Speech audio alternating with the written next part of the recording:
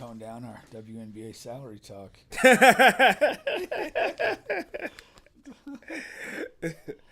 Well, I know you, so I have to announce it every time. Yeah, no, I could be saying something sensitive.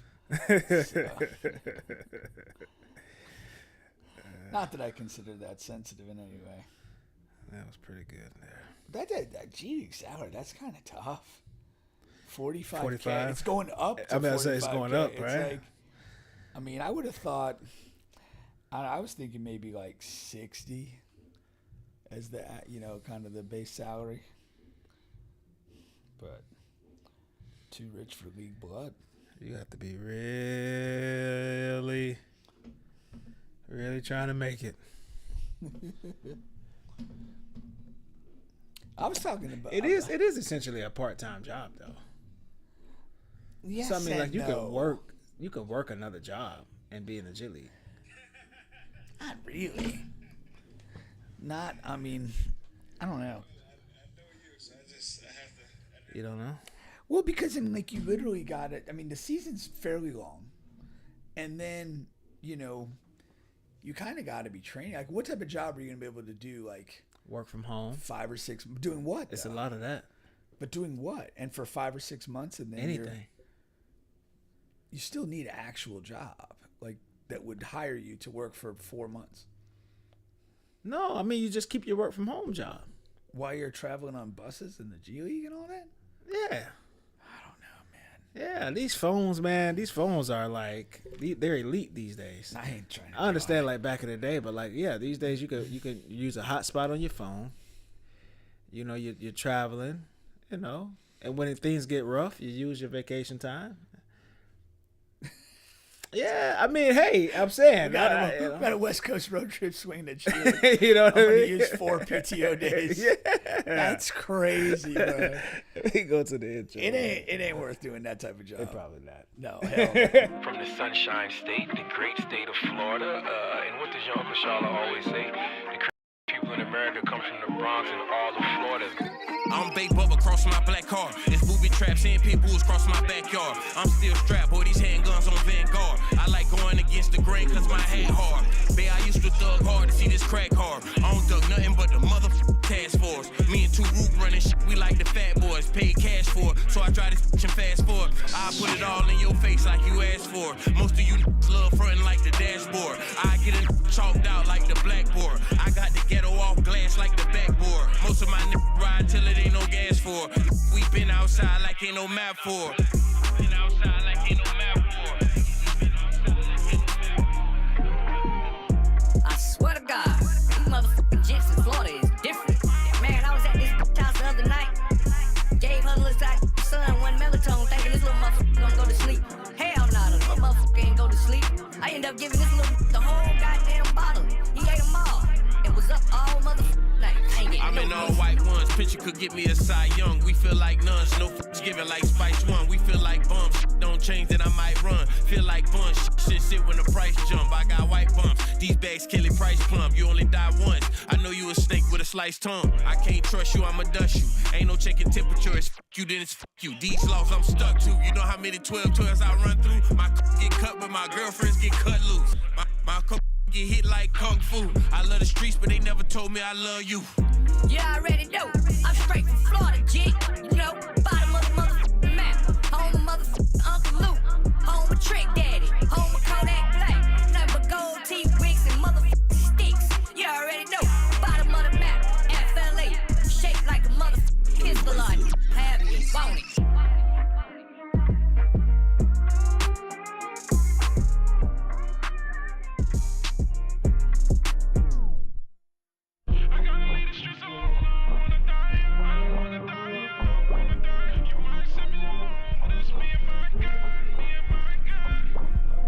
I ain't got no damn business at church. Cause all I be doing is looking at damn prints in that bitch.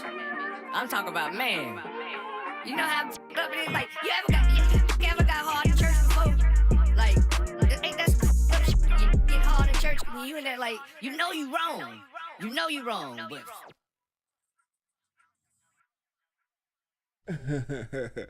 Welcome back. You're back on the bench podcast with Bubba and Pink. Just spitballing some ideas to revive the WNBA.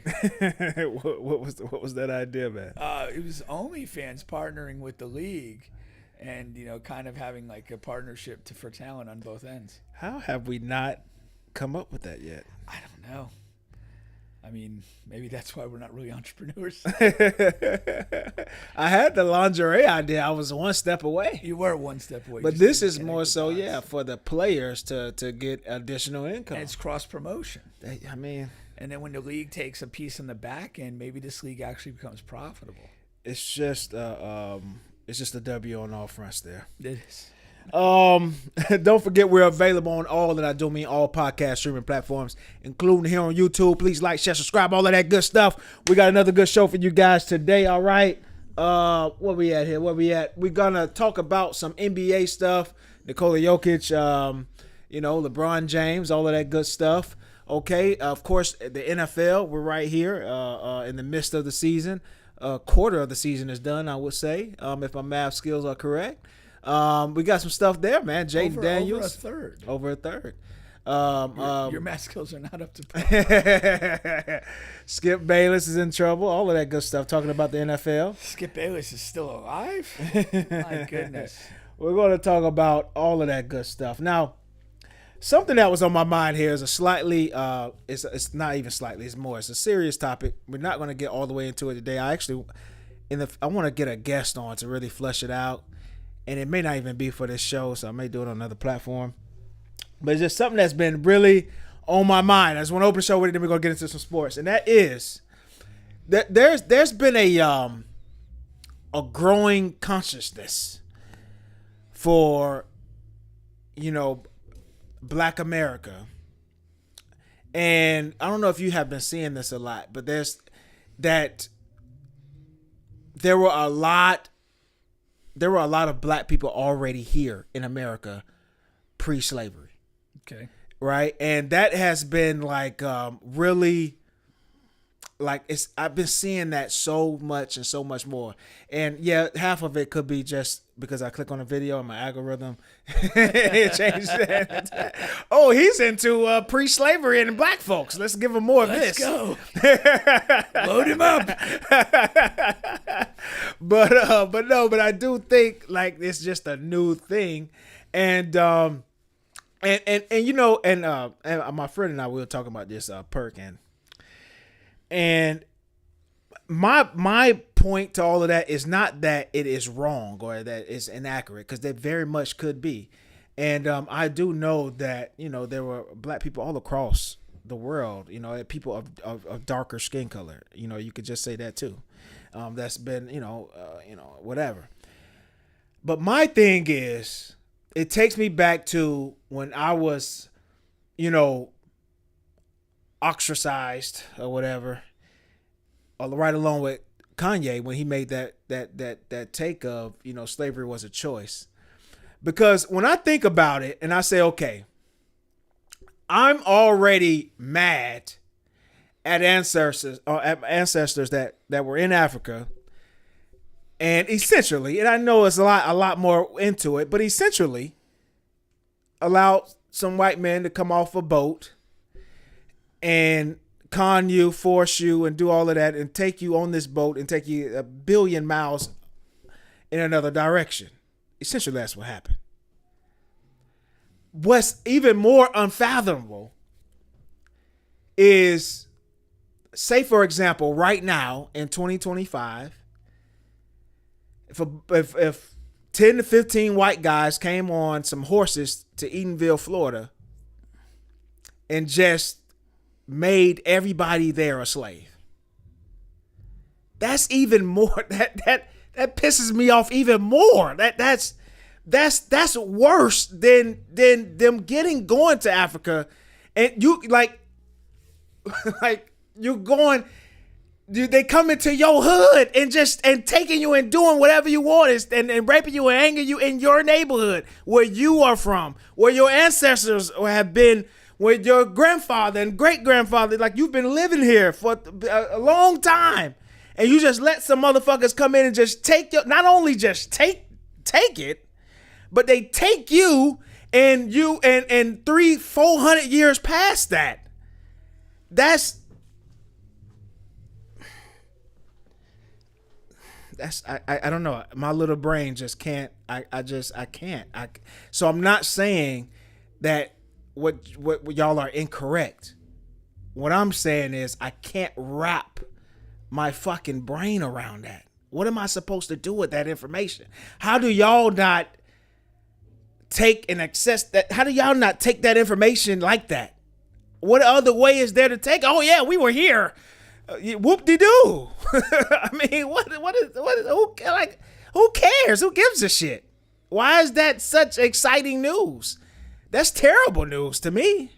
I'd rather us not have been here. I'd rather 100% of the black population have come from Africa on these slave ships than to have been here and let motherfuckers do what they did to us. What is the story of how black people arrived here prior to slavery? No, well, that's what I'm saying. So what they're saying is there's no way how the stories the articles I've read, the videos I've seen is that it started with the thought process of there's no way that many, Africans could have just come over to America on these slave ships. Where are these slave ships now? How many people did they hold? How is that possible over the course of those years that many? So the opposite of that, or the answer or the solution to that was there were already a large amount, a large population of black people already here in America pre-slavery. Like we had already started to, go to these different countries and lands. Well, but that's essentially what I'm asking. Like, how did the black people arrive here pre-slavery? Yeah. Like, I mean, they came by sea. Yeah. So they had developed sea capabilities to cross the Atlantic. Exactly. Okay. Exactly. And when did that begin? Do we know? No. I don't think there's a set date, but again, they said they had been there. I mean, you're talking 1500s. You know what I mean? 1500s. Yeah, as early as that. Where, as far as what I read, I guess, where did they establish here in the Americas? That's another great question. We need these answers. Because the devil is in the details of how things happened. So again, accepting that people came over, did they come over in larger ships similar to the slave ships? Did they come over in smaller vessels and smaller numbers? How again, if they were 13, 1400s, you've potentially got a couple hundred years to have essentially established yourself, populated the area. And then geographically, where were they located? Were they in coastal towns? Were they inland? Were they predominantly to the north, to the south? Those sort of questions. I mean, that's kind of in the details of how perhaps they were kind of drawn into slavery. Or is there a situation where there were communities of longer established black people in North America that were kind of in some way maybe outside of slave trade, that they were just kind of not bothered? I don't know, but I mean, I wasn't familiar with this until you talked about it, but it begs a lot of questions. Yeah. Because again, the other thing is, okay, well, was it, whatever that, chunk of people, they were in, let's say, South Carolina, and then whenever the white, people came, this is what happened. That's part of the thing. No, that's for sure. There's always a narrative with people, people coming abroad and what you would consider the indigenous or, pre-existing people to the region. They don't always anticipate bad things. They're like, there's a period where they're like, oh, these new people, let's help them out and whatever. And you don't always have that immediate, like, oh, these people are here to subjugate us. Let's fight them. Which I'm always amused by the story. I don't know if you've heard this. There's like the one Christian missionary, and there's like some island that is just completely indigenous people, untouched. And some guy went over to there, spread Christianity. They killed his ass and ate him. Like, they didn't have any there was no notion of, we're not here for your fucking Christianity. This is our place. You ain't coming in. That's how we run it. Yeah. But that's what like. Not everybody's like that. So there's a lot of details to me to kind of come to an understanding of how this may have happened. And I lean more towards that's the more likely scenario, and and shame on us. That's what I come to. But all of those are like great points as far as that those details would be you could you can come to some stronger realizations with those details, and they're out there. But another part of the problem is, I mean, just of course we know a lot of that history was ripped away, so it's a lot of it is not yet guessing and just trying to pinpoint and put 2 and 3 and 4 together, but there's nowhere where you could just go and say, okay, this is exactly what happened and how it happened. Yeah. And that's a part of the problem. And to a degree today as well, but like again, another kind of under the category of detail and what exactly was the situation was, a lot of conflict historically is decided by weaponry. And in terms of like whoever has the better weapons is going to win the conflict. And so that's, something to kind of consider too. If there was conflict, what was the nature of it? Was there, are you, pocket knives against guns against cannons? Like, what are we doing? And a lot of that stuff, I mean, historically, people win battles because they have the better weapons, the better resources than the people that they're attacking. Yeah. Well, definitely don't want to turn this into a PBS piece here. Just something that was on my mind. And again, maybe it'll get flushed out later on. Maybe it won't. Just maybe that quenched my thirst there. No, I'm fascinated. I kind of want to look more into it. No, 100%. All righty. We're going to get into some sports here, okay? Let's start with the NFL. Okay, so there's this thing that happened. The Jacksonville Jaguars, of course, they played a game. Now, I don't know if you know this, but Travis Hunter got baptized on game day right before the game. I wasn't aware of it as I was watching the game. Yeah. I heard about it a couple days later. And now, Skip Bayless came out and just said that, that he shouldn't have, right? The Jaguars shouldn't have allowed Travis Hunter to be baptized on game day just hours before the game, and they lost. Okay, now, I mean, baptism is getting dumped in some water. Yeah, I mean, is it that much different? Is it more physically taxing than taking a shower before the game? It's not. Like, seriously, what the fuck are we doing? I'm not gonna lie, man. I think I'm with Skip on this. Really? Now, this is coming from a person. I've been baptized before. Were you? Yeah, I've been baptized before. I think I was too, but I was too young to remember. And certainly if I was as old as Travis Hunter, I would have decided to say no. Kobe, don't be deleting messages, man. Leave it out there. Whatever you put out there, leave it out there. But no, so yeah, here goes the thing. When you get baptized, no, it's not physically taxing at all. Yes, you are just being dumped in. But it's so much going on mentally. Like there's no way that he would have been prepared to play a football game like next day, let's know in a couple of hours. Like you got, you know what I mean? Like it's so much going on. Like that's an extremely huge thing in Christianity. So of course he's getting baptized. So that means he is a Christian. He's a devout Christian. So that's something that's like very major to him. You know what I mean? Now somebody like us two, like from the outside, now I count myself as an outsider looking in. Like I'm, you know what I mean? We may look at it and feel about it differently, but like when you're immersed in it, man, that is a huge effing deal.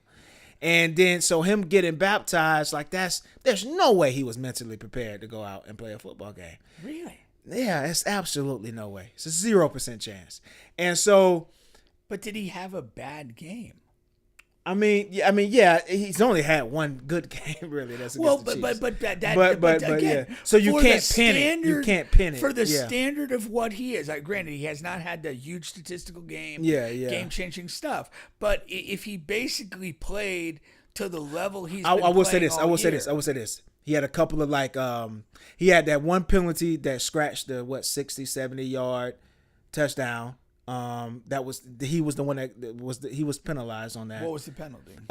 It was like a formation or something.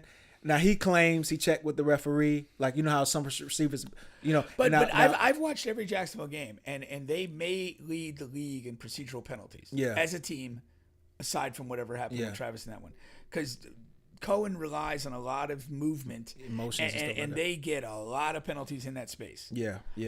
So I don't know. I mean, I watched the game. He didn't have a breakout game by any means, but I didn't see that his performance was so off what he's given us in the first 5 weeks to be like, this guy looks like a mess. Yeah, that's the one thing and I'm not pinning it on that or blaming anybody, but I'm strong on this. There's just no way he was mentally prepared to play that game. I just don't buy it, and I just think it's not his place to mention it. I think it's kind of irrelevant. Yeah. Because how many guys last Sunday left the house with having had a fight with their significant other, or had some other bad news in their life, or some other stressor that they might not have been in the. That's so different, man. No, it's not. It's not. Like Tebow never got baptized before a game, or baptized somebody, or led a church sermon or whatever. He might have circumcised a toddler or two. He never did that. Like Ray Lewis, all of these overly we've never seen this before ever in the history of the game. There's a reason for that. We're kind of Sunday is church day. Yeah, which is why he probably got baptized. So that's what I'm saying. So you got all of these devout Christians that have played in the NFL for hundreds of years now. And nobody has ever done this. They've never went to church on game day. They never But there's a reason for that. But is that true? Do some of these more religious guys not attend a service earlier in the day, ever? I don't know that we could say that. I don't know we could say that. And that's what my point is. We are exceptionalizing this in a weird way. Yeah. Without evidence that he had a true stinker of a game, performance-wise. Now, if he I just know of the one mistake. That's all I know. Right. Which again, he's probably made one stupid mistake every game he's played. Yeah. And again, he's a rookie. This is a guy who hasn't had a breakout game yet. I just think this is kind of a little ridiculous because there are a lot of human elements that go into each of these people's lives that they can't control sometimes they can. And we don't know, a lot of the more religious guys, they might be doing a religious service. They may be super into it. There's so many things. And again, part of being a professional is when the job starts, whether it's, an NFL game on a Sunday or, my job at 8:00 on a Tuesday. Being a professional is compartmentalizing and putting away the stuff that's affecting you personally and delivering your performance. As hard as that may be. And I'll point to Kobe Bryant during the rape stuff. He's in court. He's flying private, getting to a game and playing. That's the standard of professionalism. Yeah. Hey, let's go the other way. Let's go to Lawrence Taylor. How many times did he fucking snort cocaine the night before and play? That may have and helped we're him. Not having this. That may have helped him. How many times? But you know what I just thought of? Michael Jordan, 16 or 18, 36 holes of golf, couple beers, 35. Don't trivialize. No. I was just now thinking there has been and I know of Chris Jones this year, but funerals. Yeah. The morning of or the night before or whatever. And I know that game didn't go well for him, but I like the Chiefs. I like Chris Jones. I'm that's pretty cool he's playing. Yeah. I respect that. Yeah. No, yeah, I guess. Now, one thing I do agree upon, it's not Skip Bayless' place to say that. So, I think he's getting a lot of well-deserved backlash on that. I just know from being baptized and from being in that world it really is mentally taxing. But But again, like as a professional, you come across those things. Who am I to say a baptism is more mentally taxing than a family member dying? That's not fair for me to say. Or maybe a threesome. What about Will?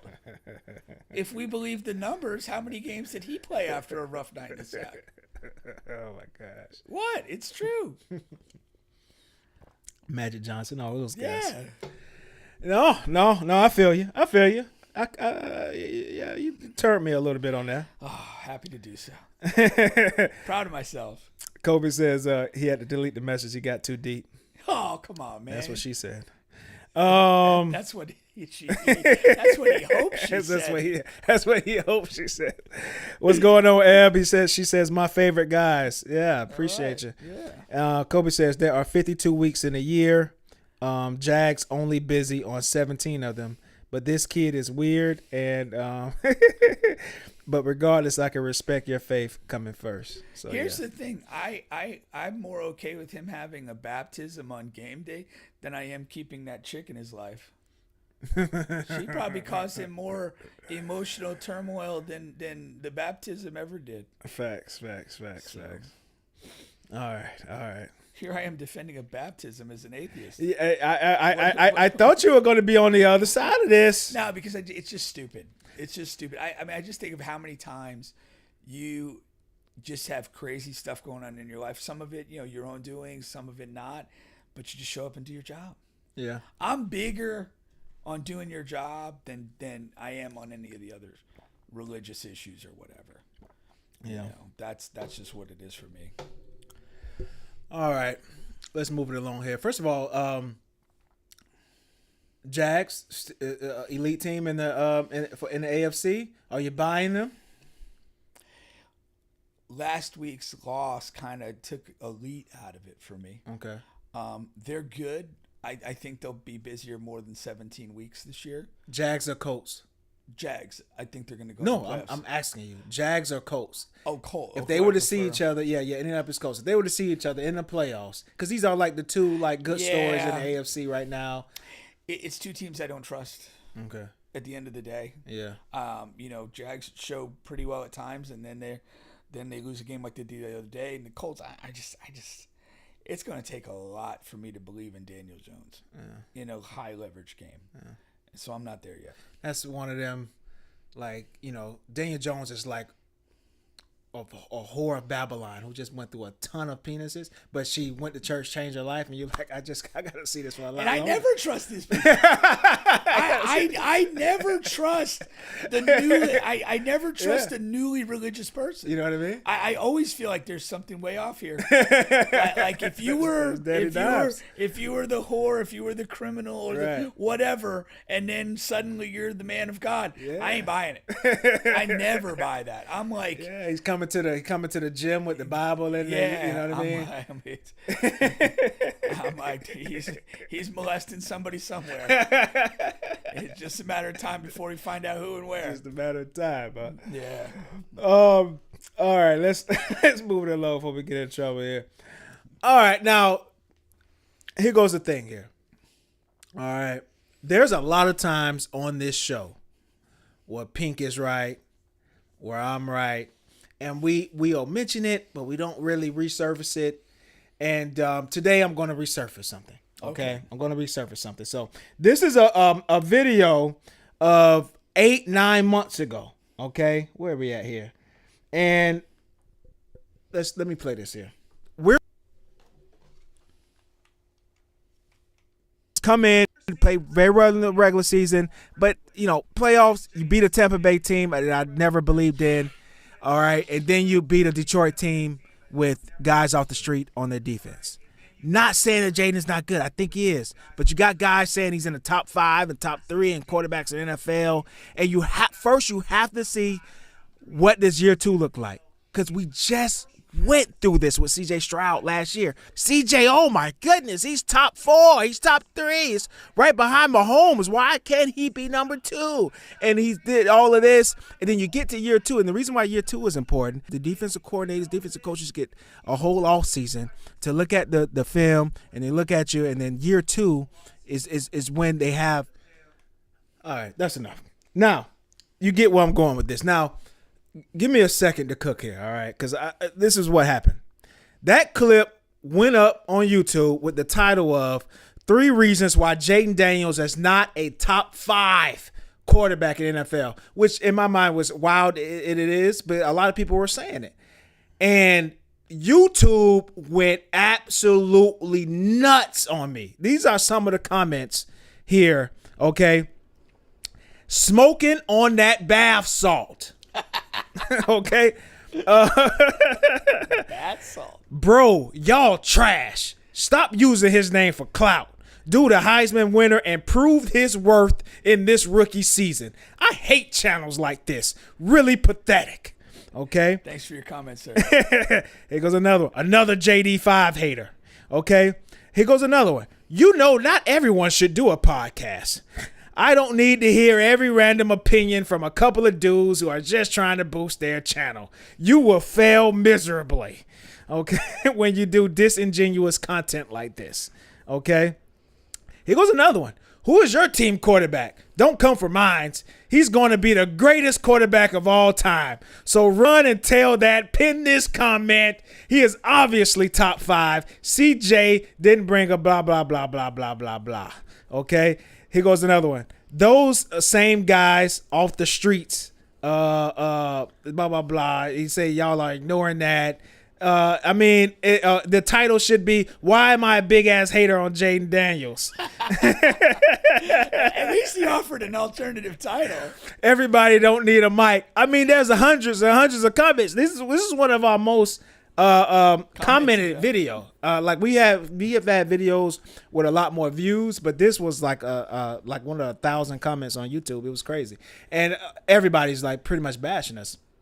And all I was saying was just wait, hold on, because we've seen this. I've watched football my entire life, and we've seen a lot of quarterbacks come in and have success in year 1. And it always changes in year 2, except for like the elite of the elite quarterbacks. And that's like a handful. But most of those guys struggle in year 2, even if they rebound later down the line, 3, 4, 5, 6. It's just that sophomore slump. They just didn't put that in a fucking moniker for nothing. Like that's a real thing.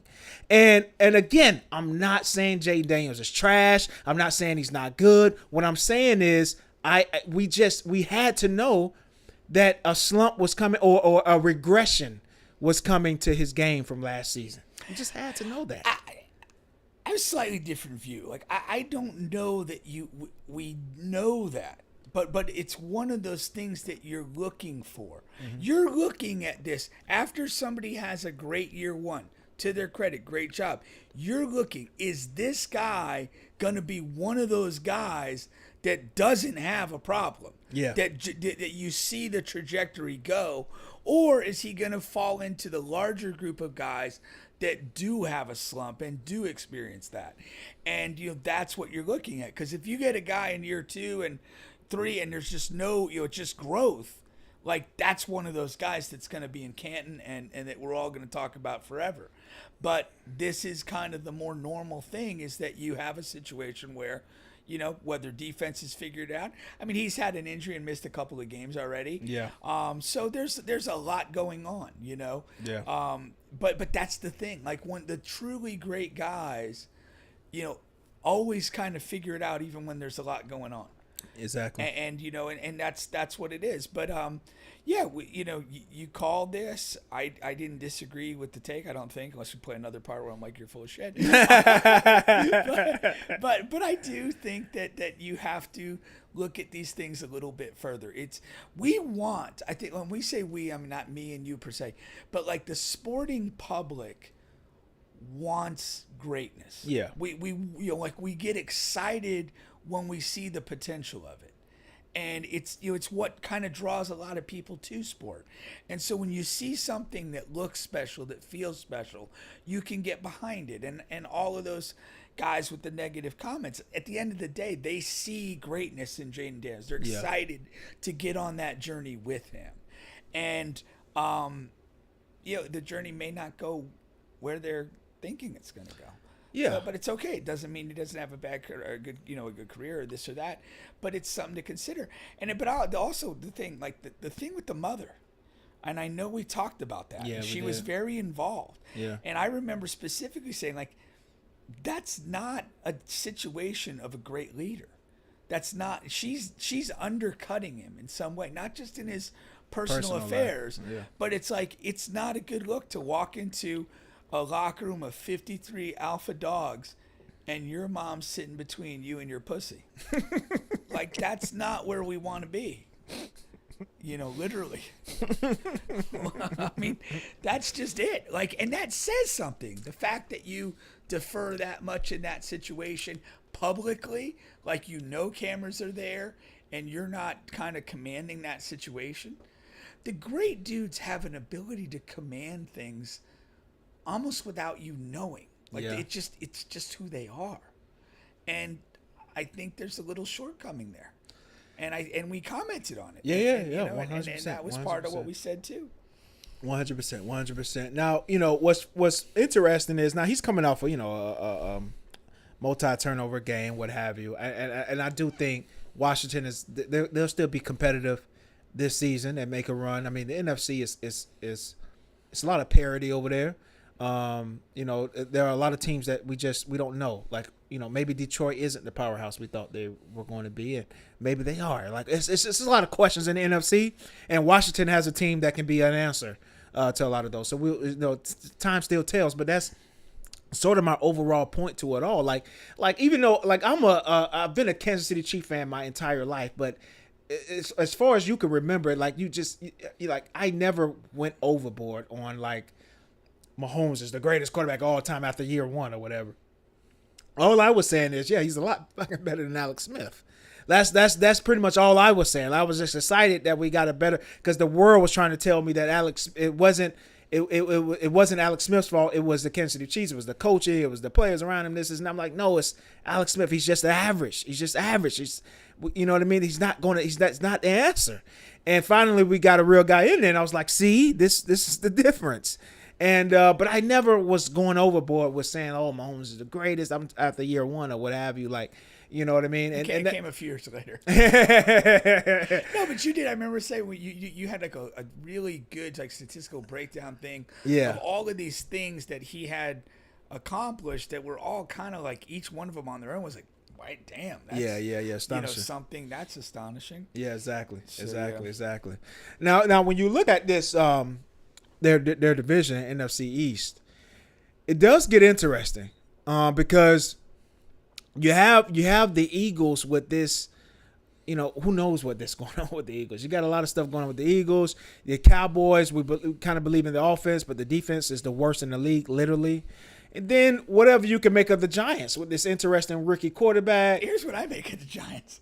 I'm watching that game the other day. Yeah. And they're winning, and they're cutting to the sideline, and dudes are like the energy happy as hell. And then it was crazy. At one point I had to because I didn't I wasn't sure, but I double looked at the screen, and it's like Eagles 4-1, Giants 1-4. I'm like, this is the happiest 1-4 football team I've ever seen. Yeah.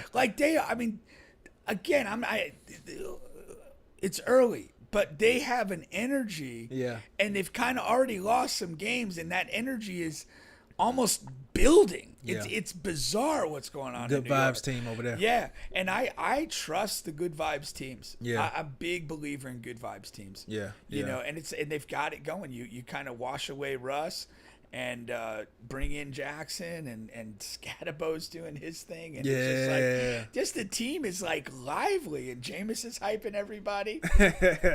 But Brian Dable, you are an unforgivable cocksucker for putting Russ in that game when Jackson Dart went out. Because what's the point of putting Russ in there for a play or two? I hope somebody puts shit on your front doorstep for Halloween. You deserve nothing, my friend. That was just such a low class move. Yeah, I think he's just dropped the ball on that. I think that's a low class move. It's just stupid. You've benched Russ for performance. Jackson goes down. It didn't, I mean, it's obviously some concern. Yeah, but you knew it couple wasn't plays. like a fucking. Yeah, whatever. it wasn't a horrific knee. Yeah, it wasn't yeah, Tyreek Hill yeah. getting carted off. Yeah, you knew that. So it's like, we'll see what's up. I mean, give Jameis a run out, man. Yeah. That was terrible. Because also it's like you do see that. You see every time, they score whatever. Jameis is going up to the guys. He's always so excited for Dart. Like anything Dart does. And it's funny because, Russ is Russ anyway. He's just a different type of person. Right. But like, I don't know. I kind of just want to reward Jameis. That's exactly where I'm going with it. Though. You know what I mean? You get a guy who basically signs with you to be the backup.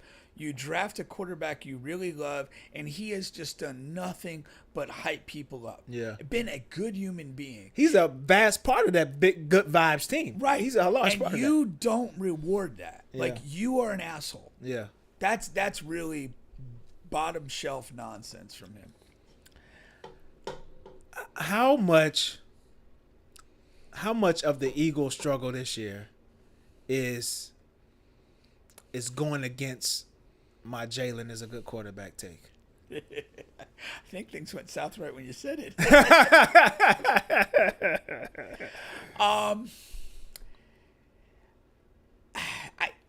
I can't figure the Eagles out. I mean, they go from getting to the Super Bowl, playing valiantly and losing, to then getting a fast start the subsequent season and really hitting some rough road. Yeah. Now they win the Super Bowl, and it's almost like that's repeating itself. They got a good start. I mean, realistically, they're 4-2. Yeah. But it feels like there's something Feels unsettling like feels about like this. the sky is falling. That's what it feels like. And I mean, always to a degree. I mean, you got to put context. Whenever you have a Super Bowl, a championship level team, even just a perennial good team drop a couple games, there is a degree of panic that sets in. We've seen this before. That alone is not new, but it's how the Eagles kind of manage that. And I don't like Sirianni. I'm not a Sirianni guy. I think he's a front runner. I don't think he's a crisis coach. And I said that a couple years ago when they had their first round of trouble. And I'd see there's weakness there. And Jalen Hurts is a particular type of guy. Yeah. Like he's almost like stoic. Yeah. And I don't know that he's the best guy for crisis situations either. I don't think he's the guy that's going to sort it out in the locker room or have a players only meeting that is going to really kind of cut to some shit and have people do something after that. I just don't think he's that guy. I think he's a little bit aloof. I think people respect his work ethic and his commitment and focus, but I just don't think he has a strong personality outside of his actions. And when the actions aren't enough, there's not much behind that. And that doesn't mean he's a terrible quarterback or any of that. It's just that he has a certain weakness and vulnerability, and I think his coach shares the same thing. And we got to see. I mean, they're still a very talented team. They're 4-2. They're not losing. They're not 2-4. But they're in a crisis situation. It's how do they get out of this? Do they have the mental tools to do that? And I based on 2 years ago, this could be really problematic. I really love that take. Yeah, I don't know. It's extremely fair. I don't know. I don't have too much to add or differentiate. Now, we're gonna come back to the Eagles on a slightly different perspective.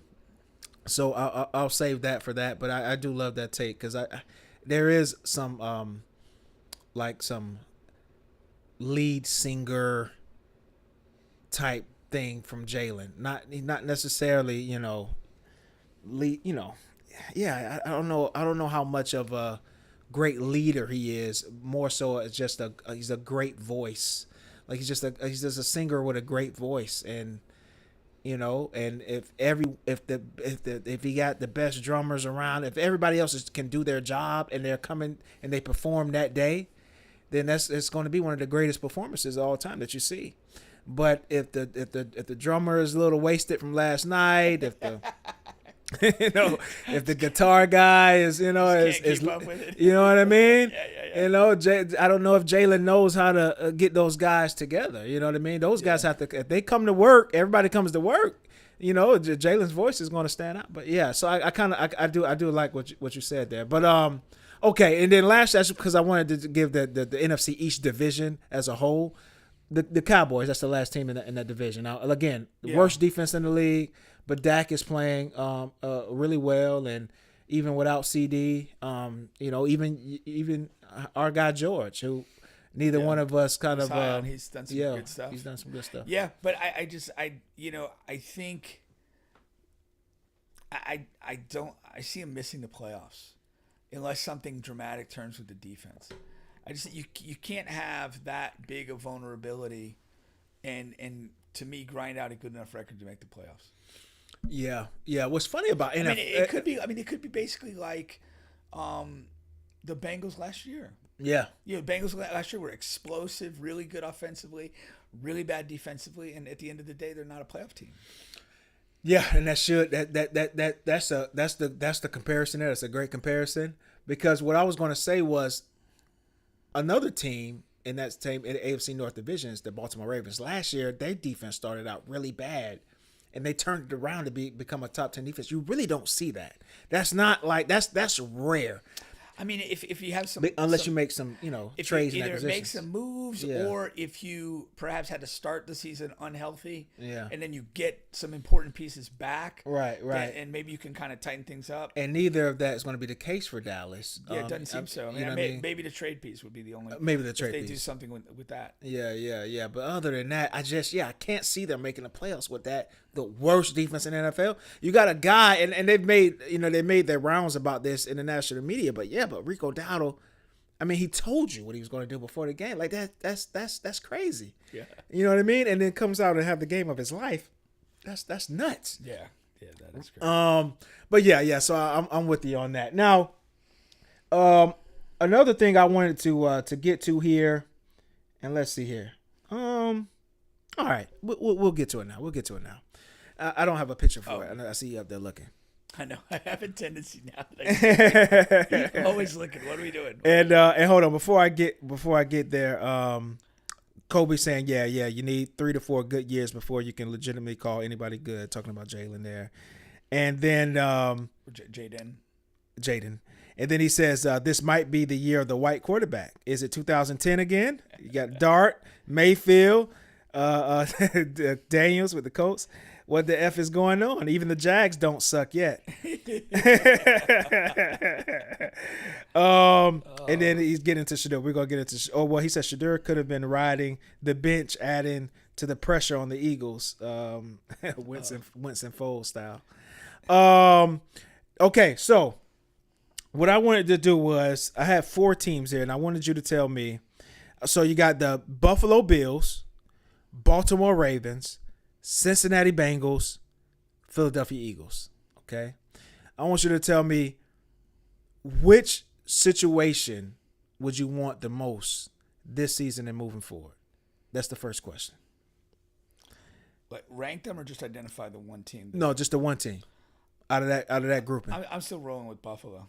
Okay, still rolling with Buffalo. Yeah. This year and moving forward. Yeah.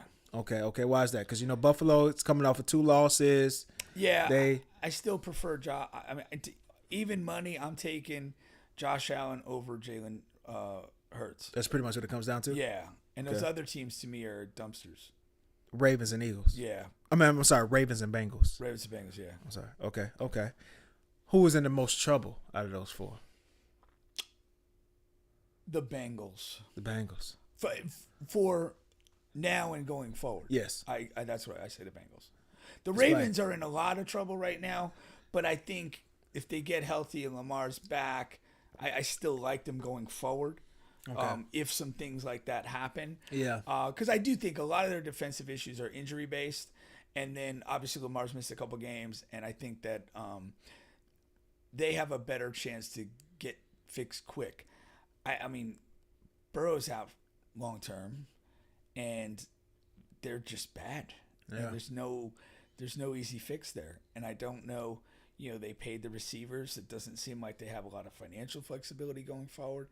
And then Joe Burrow, when we start to look at our 3, 4, 5 year window of performance, there's just too many missed games. There's too many times when he's not able to play that that begins to become over the course of his career. Legacy of what he is. Talented guy, when he's healthy, fun to watch, but this ain't getting it done.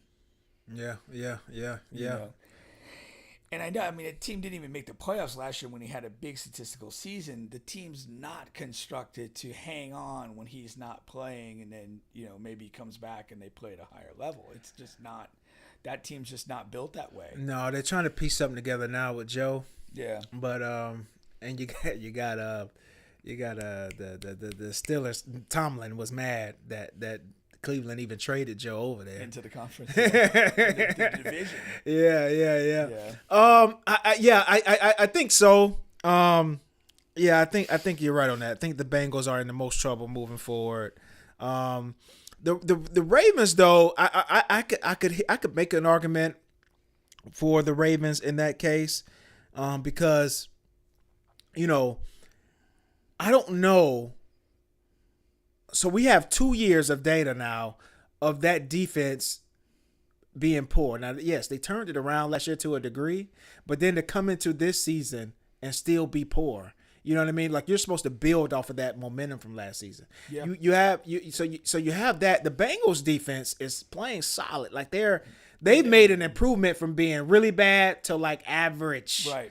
And that's all you really needed with Joe in that offense. You were just counting on Joe to be there. Now, that injury is why they're the answer there. But I can make an argument that the Ravens rely on Lamar too much. Like, that team is Lamar or bust. Yeah. And that's the argument for me. And then the irony is with the Shadur thing of not wanting to go there. You have this thing. Now, go back 2 years, and Lamar was breaking down a lot near the end of the year. Yeah, and it was one of those things. Is like, playing the way he plays, is he going to be able to whatever? And he's injured early this year, and they're not equipped to play at a high level without him.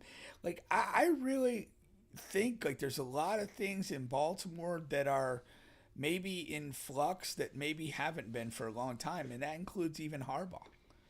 If he doesn't, get this going, he's on the his seat is pretty warm. His seat is he took the words out of my mouth. Yeah. It's warm right now. Yeah, it's warm. And if this kind of goes down a road where they're, a 4, 5, 6 win team for the year, and like you said, no progress on the defense, I think a move could be made. A move could be made. Yeah, because he's also made some questionable calls this year as well. So I think a move could be made. Yeah, and there could just be a sentiment that, like, we banged our head at the top of this for a while. Now we've kind of bottomed out. Maybe we just pivot to a new voice. Yeah. And do that. No, 100%. And yeah, Shadur should have just, hindsight is whatever, but it's like, damn, you get him with the Ravens, and all of a sudden it's just everything would just fit right there, and they wanted him, like, because we were assuming, well, not even assuming, it was just reported, and then you see him slide, it's like, damn, no other team wanted him. Right. But now it's like he turned down a couple of teams, so that's not accurate. So a couple of teams were interested in drafting him prior to that round. He just turned them down. Right. Like, that's nuts. Yeah. So, like, it's hard for someone to feel sorry for him in this Cleveland situation, like we have been, over the course of time. You're getting screwed right now, but you screwed yourself. You know what I mean? Yeah. You bought the dildo. Well, he went. He went to the store and he went to Fairvilla and came up with. But in his mind, we've got 40-year-old Joe Flacco's not the answer. I feel like I can beat out Dylan Gabriel, and I have a shorter, more direct pathway to being a starter. That's the card that he played, and it may not have. Worst case, he would have had a 2-3 game showcase with Lamar down. To show what, and that's 2 or 3 more games than he's played now. Now it still looks like he's going to get his chance, because Dylan Gabriel hasn't been bad, but he just hasn't he hasn't done anything special at all. Yeah. So they have to put Shadur in at some point here. especially if they keep losing. But yeah, once again, you're still on the bench podcast with Bubba and Pink, home of sports, music, and mayhem. We're available on all, and I do mean all podcast streaming platforms, including here on YouTube. Please like, share, subscribe, all of that good stuff here. Okay, but we'll come back to the NFL. I wanted to get some NBA in here. Okay, and where am I going to go? Let's go here. I'm going to go to the bathroom real quick. Oh, you got to go real bad? No, it's not a number 2. We're good. No, it's all good. So, so Nikola Jokic, you got to stay off them beers, man. Nikola Jokic, basically, he's saying that we can be the silent or something. How do you say it? The silent knight, the silent horse, the dark horse. I'm reading his exact quote there. Because he was asked about, what did he think of his team's chances against the OKC Thunder and all of that good stuff. Just a funny comment. Jokic he's a character. It's baffling because he is a horseman himself in real life. That's why I think it was it's just a joke. He's playing it up there. Yeah. But I mean I do have Denver as the second best team. They made some really good additions in the offseason. Bought some guys back. They bought Bruce back. Got rid of Russ. I think they made some good moves in this offseason. Moved on from Porter Jr. Bought in a better version of Porter Jr. in my estimation. Yeah. Okay. So I do, man. I do believe that they're the second best team in the West on paper. But I mean, joke or otherwise, I like what he said. When you're not the defending champion, you just kind of play your games. Yeah. Kind of get better, build a momentum to your season, and you kind of get to pass. Especially being a West Coast team, and not one of the teams that's automatically in the the every night rotation of games on TV, like nationally. You're gonna get to play just a lot of games kind of quietly on local TV and what have you, and build a chemistry and again, there's a lot of talent. There's Jokic there. Yeah. And they're gonna be okay. But I would completely embrace that notion of like, let's just quietly walk through this and see where we are in the summer. Yeah. That's funny you say that, because I'm interested in knowing like the teams with the most national TV games. Right. NBA national TV games by team. Let's see here. Because I know the Lakers are going to be up there no matter if they're fucking good or not. So here it goes. The New York Knicks tied at number 1 with the most national TV games. That's brutal. I don't like watching them play. I mean, personally, they're not a good watch for me. I mean, I get that they're going to probably win a bunch of games and whatever, but if you look at the landscape, like Boston's not appealing as they once were, with Tatum expected to be out long term. No, Indiana probably got a lot of carry on fans, but with Halliburton being out and they're way down there. They're right off the radar. Yeah. So yeah, I mean, there's a couple teams that Philadelphia's been is kind of really in a phase of uncertainty. I read an article, and there was somebody like really high up in the 76ers organization, and he told the reporter like they pissed off the NBA because of the injuries and stuff, and every time a national TV game would come, like either Embiid or George or both are out. Oh yeah, not just the actual injuries, but the rotation of guys. You know what I mean? That's what pisses the league off. Yeah. I mean, they could accept it, like they're accepting Jason Tatum's out. Yeah. But like when you're ostensibly potentially able to play, and it just every time you're on a national game, like your main guy's out. Yeah, that's like we have 14 in comparison. New York has 34. Okay. So, well, I kind of interrupted. Yeah. Who else? Oh yeah. So there are 4 teams tied with number 1 with 34 games. That's the New York Knicks, OKC Thunder, Lakers, and Golden State. They all have 34 national TV games. Yeah. So Golden State, that's fun. OKC Thunder, fun. Lakers, I'll love to see Luka, even though it's going to be late. Their game's always going to be the late game. Yeah. Well, I mean, 3 out of 4 are West Coast teams. Yeah, that's interesting. Now, the next grouping with 28 is the Houston Rockets and Minnesota Timberwolves. Again, West Coast teams. Yeah. So that's interesting. Houston Rockets with KD and a young core. Yeah. And That's then interesting. Ant with that. That's interesting. And then the next grouping is Denver and Boston. So yeah, I mean they're in that third, fourth grouping. So that's not a lot. You're right. That's not a lot compared to their. I mean that's what the 6th, 7th West team. Right. Denver are behind 5 or 6 other teams. I'm mildly surprised that San Antonio's not maybe in San that Antonio later tier. is in that. No, they're in like the 5th tier. So San Antonio has 22. Okay. They're right behind Dallas and Cleveland. And then the other two teams I was going to say is Dallas with Flag. Yeah. Dallas is right above the Spurs. And the Magic to a degree. I think that there is a Magic. little bit Magic is tied with us. So at 14. That's really low. That's really low. That's really low. Well, I mean, again, I'm not a huge Paulo guy, but you know they should be pretty good. Yeah. You know. Yeah. And and you can and mainly what I'm saying is with the injuries to some of the other major teams, it feels like there might have been a window for them to get a little bit more than they've had. What about Trae Young? Trae Young, that's interesting. Cares. He only has 13. Yeah, That's less than the Magic. Nobody cares. You know what it cares about Trae? Nobody cares. The body shiver? Nah. Ice cold? Nah. Nobody cares. Other than that, all the bad teams. Trae Young. That's interesting. That was interesting to me. Trae Young, and I respect him as an NBA player, but there's a part of watching Trae Young that he's like the really annoying middle school guy that's like too good to be shut down by the older guys, but at the end of the day, you're still watching a middle school guy. It doesn't feel the same as watching like the other NBA stars when you watch Trae Young. And Matt, he just came out with a comment today saying, "I'm not done with ATL." Who said that? Trae Young, because he's in this contract year or whatever, and he wants the Supermax, but the team is not willing to give it to him. So he's I wouldn't. Focused on having a really big year, forcing their hands on it. Yeah, the other one is Detroit. Yeah, Detroit was right above Atlanta and the Magic, so they had 16.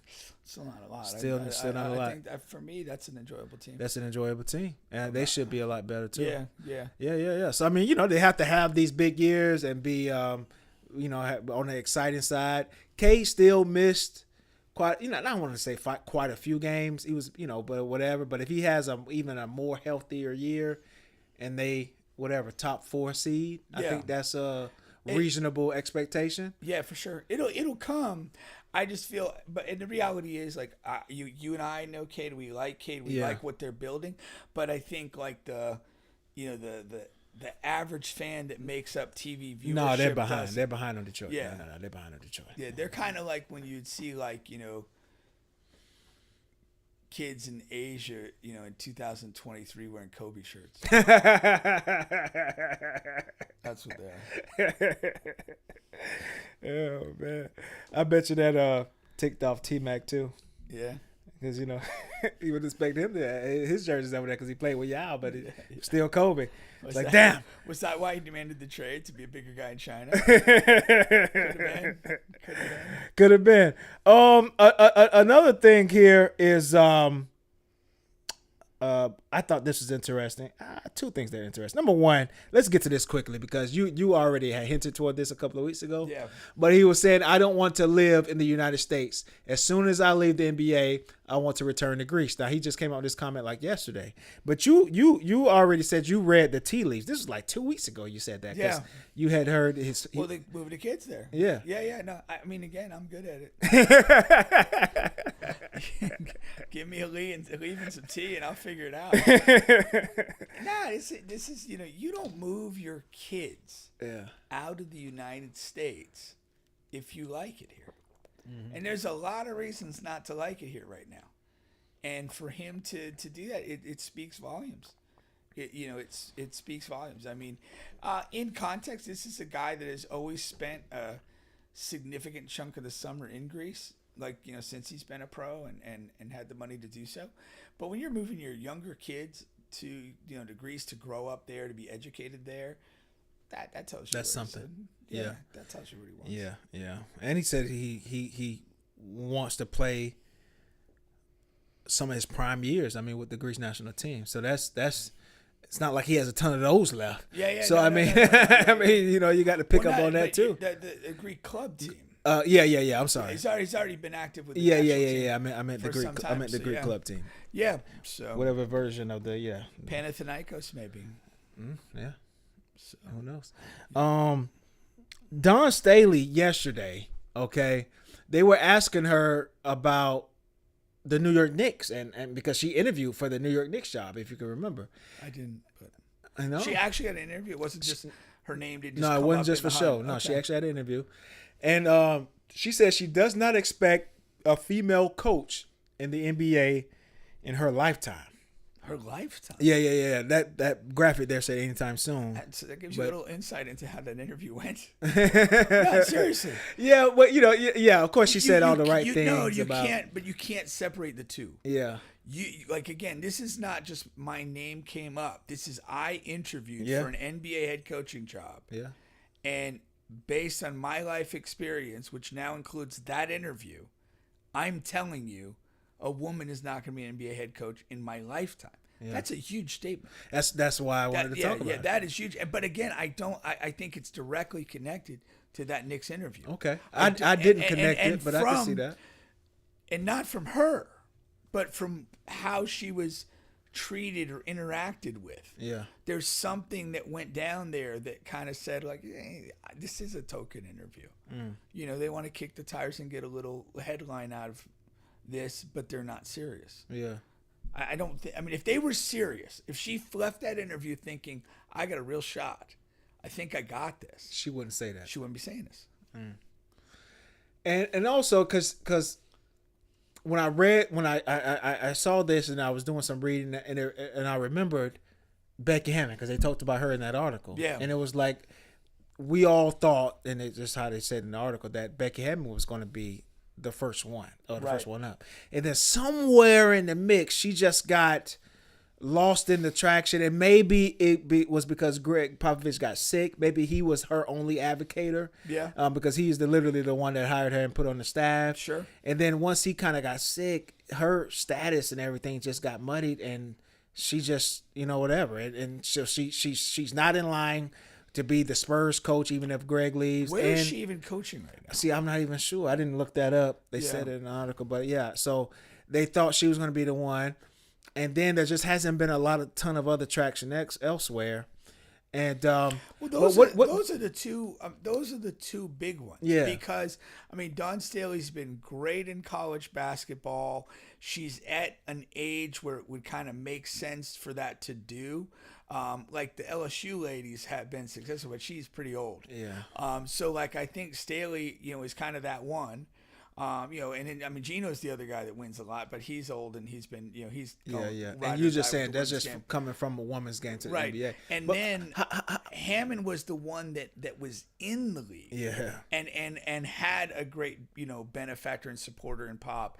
And so those were the two. And if both of those are kind of dead ends, what is the, and I think this is probably what Dawn's thinking is like, what is the situation to give rise to the next one of them? Yeah. And then how far off are you? Do you, how like, I know it's an impossible question to ask, but how successful you think they could be? How does that translate? Like, is there something there to where you could, Dawn, you think could come over to the NBA? Do I feel that there's a woman that could be successful in the NBA? That's the question. Yeah, as a head coach.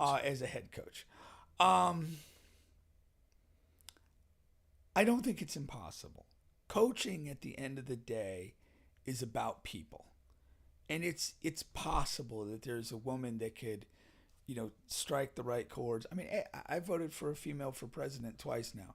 I'm not against women being in positions of power. It doesn't bother me at all. But there are like some realistic challenges in the sense that like the NBA game and coaching dudes is a different animal. And so Becky Hammond had the benefit of being in the NBA game and all of that. When you're head coach, you make all the arrangements. Like, I mean, you dictate everything. Traveling 82, playing 82 games. It's not playing 35 or 40 in college. There's different stuff. I remember hearing a story years ago when Larry Bird was going to become the Pacers coach. Like, the guys that interviewed him were like, oh yeah, we know Larry Bird's a great player. But what blew them away in the interview was that he had regimented out everything, like travel schedules, practice schedules, everything, because he knew what he wanted, you know, and he was serious enough about the job that he did that and put it together for the interview. And I'm not saying that somebody's incapable, but somebody coming from the college game, and most men who coached in the men's college game who've gone to the NBA have struggled significantly. Yeah. So you're talking about a big leap there for Dawn Staley. You know, and she's really, in terms of age, pedigree, success, she's the prime person right now. Yeah, it's kind of hard to imagine, like, down the line, somebody comes. I mean, it will happen, but somebody with But it'll more take some pedigree. time. It'll take some time. It takes time. She's taken time to build what she's built. Yeah. There's nobody immediately behind her. No. Her biggest competitor is Gino. Yeah. And, you know, he's at the tail end of this. Yeah. And he's a guy. You know, not that makes him better, but that's who's in the women's game at the top of the food chain. So that matters. And then it's like, you know, Becky Hammond had the other out. She was in the NBA game. Again, if she still is, I'm not sure. Yeah. But she had the benefit of that and knowing how, you know, high level teams handle that stuff. Yeah. And, you know, so she kind of had an inside track. But again, when is the next woman who's going to be an assistant coach, who's going to be kind of elevated and promoted and given the opportunities internally to become a head coaching candidate? Becky is head coach of the Las Vegas Aces WNBA. So they've won championships now, right? Does that reflect poorly on us? Maybe you. I don't profess to pay attention. I tried to drag you in there. I did not know that. How did I not know that? Yeah. Well, I mean, I guess maybe she's still. I mean, she's succeeding in the WNBA championship level, so you know maybe she still is something of a candidate. Yeah. So maybe not as far away as we thought. Yeah. But again, it's one of those perceptual things though, that when you're in the NBA grind and you're the assistant and you're doing that, and it's like, okay, well now I'm going to take a head job in the WNBA. Like, there's a part of it that's like, oh, you're just kind of going back to the way, like, where you're comfortable with, and you're not continuing to push yourself. There's going to be people that believe that. Yeah. I'm not saying it's 100% the truth. You know, you can take alternative routes. I mean, like, let's just look at college football real quick. Like Kirk Cincinnati, the Indiana coach, he left Alabama as an assistant, took a D2 football job, grinded, and now he's, you know, the hottest name in coaching at this point in the Big Ten. So you can take these alternative paths, and if you're good enough and willful enough, you can maybe get there. But I mean, I would say, like, she'd probably be better positioned as a high-level NBA assistant to get a head job in the league than to be the WNBA head coach. Mm-hmm.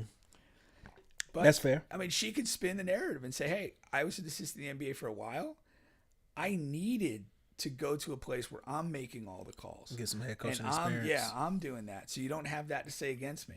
Yeah. And this is where opportunity presented, and I've maximized it because I've won a championship. And now, you know, hey, I'm ready to do this wherever. No, facts. Did you see this? So LeBron opens up about his fear of being alone and fighting for his marriage. Not sure if you saw that or not. So basically, I did. I mean, I didn't see the clip, but this raises a lot of shit. So basically, what he was saying was, and I had the full clip here, but it's basically he says, "I don't want to be alone. That's for damn sure. If I have to fight, crawl, scratch, or bite to keep what's mine, I'll do it. It's hard as F. The next time I'm alone, you know, it'll be the end." My first reading of that is that Savannah's smashed some dudes. Nah. Yeah. You know what my first takeaway was? That He smashed some dudes. No. I'm sorry. But I didn't even need that to be the joke. I meant to say he smashed some girls. I swear. Scout's honor. But yeah, that was my first take on it. Like they've had some issues in the past because of infidelity on his part, but then he had to scratch and crawl to fight to keep it together, and blah blah blah. That's my takeaway. That doesn't mean I'm wrong or you're wrong or I'm right, you're right, whatever. But that's just, right. Yeah, both might be. No. Right. It just I don't know. There felt like and it was a lot of other stuff that just felt like. Yeah, I don't. That just didn't hit me like he was the guy that went outside. It felt like she may have gone outside. The desperation of him fighting and this and that, and like he felt like almost overly desperate in that quote, which made me think that she might have been the one to do something, and he's fighting and clawing. One thing I definitely take away from all of this, because it was like it's basically like a podcast that they were on, and, so they hit a bunch of different like little topics like this, and because he had one where he was talking about just how women are in general these days and stuff like that. Interesting. I thought that was more interesting than that, actually. Okay, so you saw the other quote too. Yeah. I think that was interesting. But basically my takeaway was like, damn, he's because he's doing a lot of talking. Now, you got the thing where he does the thing with Stephen A. He goes on the show with what's the ESPN guy that's rivaling Stephen A right now? McAfee. Like he's doing things nowadays that he just has never done over the course of a 20+ year career. Yeah. Like we're at the end. And we're at the end. We're at the very end. We are at the very end. And honestly, and the way he comes off on these things is terrible. Like terrible. Like, explain to me what you mean by that. Like, as far as this thing about begging and clawing, not wanting to die alone or be alone. The McAfee was this very kind of targeted, petty thing to Stephen A. Smith. McAfee thing was weird. And my point being is like, maybe in his mind he's trying to like just kind of, he knows it's the end. I'm just going to open up and kind of do these things that I haven't done because I just haven't done them and I want to try it. And I know that this is the end. But it's coming off badly because it's not coming off like he's having fun doing it. Like there's a point like as you get older, like you kind of lose your give a damn, and it can kind of be fun. Charles Barkley. Yeah, I mean, you just can say stuff out of pocket, and you're kind of in a little bit of an older phase, and people aren't taking it super serious. But you can always, like, when it's right, you can feel that it's fun that person's doing those things. And I just don't feel that LeBron is like actually having fun. It's all coming off like just a little petty. I don't know about fun or petty, but I see it as like checking it off his to-do list. I do think that, but that's not fun. There's almost like a. I got a comparison for you though. When you're clicking it off, it almost feels like you're just like you're checking boxes. You're not enjoying it. But I do think it is something that he's just always wanted to do, and he's been setting it up all along because he had the barbershop show that he started years ago, and he's been setting it up all along. But I guess I thought originally that he was setting it up from a standpoint of just his platforms that he was going to run when he retired or whatever. Right. And he was going to do the movies thing. He was going to, just manage and run the podcast and do all of that stuff. That I didn't know that he was setting it up for him to be the voice and the whatever. Like because watching it, I don't see him doing like this Draymond Green or Michael Parsons thing. And where it's not only because he doesn't only talk about sports on his platforms. He tries to get into topics like this. And it doesn't. But maybe it's because I'm not used to it. But I'm going to give you an example here. When you watch the Kobe details thing, it didn't feel or sound like he was having fun. But it was something that wasn't supposed to. He was into, but maybe this isn't supposed to. I mean, there's no other reason to do this but for fun. When you do detail, when he did Mind the Game with JJ Redick, that's okay. I'm giving. It's the same. It's he's the same and all of that. But that's what I just. Maybe he's just not a very fun person. Yeah, but to me, when you're doing a platform like Mind the Game or you're doing detail, you're like, I'm a genius basketball mind, and I'm doing this to share how I see these things from my mind. and that's a very specific thing. It makes sense. It's not intended to be fun. It's to be insightful. But when you just kind of start popping up on stuff, you gotta have fun with it. Yeah. Like, why else do it? Like, why do something that you don't need to do? That doesn't, like, again, if you're just checking boxes to say I did this, it's like going on a crazy family vacation and you have like these things that you have to do. Yes, we saw Stonehenge. Yes, we, whatever.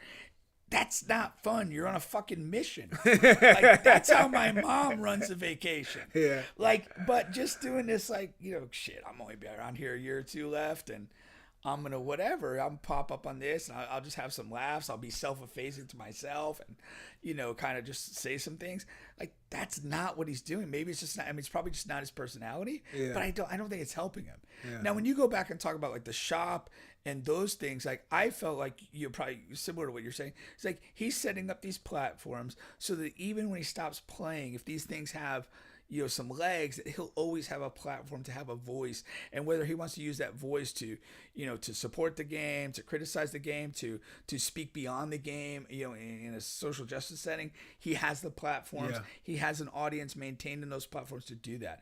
But when you're pulling up on McAfee and other people's platforms and just kind of like just kind of talking and not sounding like whatever, man. Like, you're just another guy in a shitty marriage. Like, who cares, man? Anybody that's been married knows that. Like, you ain't telling anybody nothing. I just don't get it, And again, like, the stuff he said about the women. Yeah. Like, and again, he's not a comedian. But he's saying things, and when you're not a comedian, they just come off as kind of like harsh and judgmental. Yeah. And humorless. And it's like, again, is that what you want your legacy to be?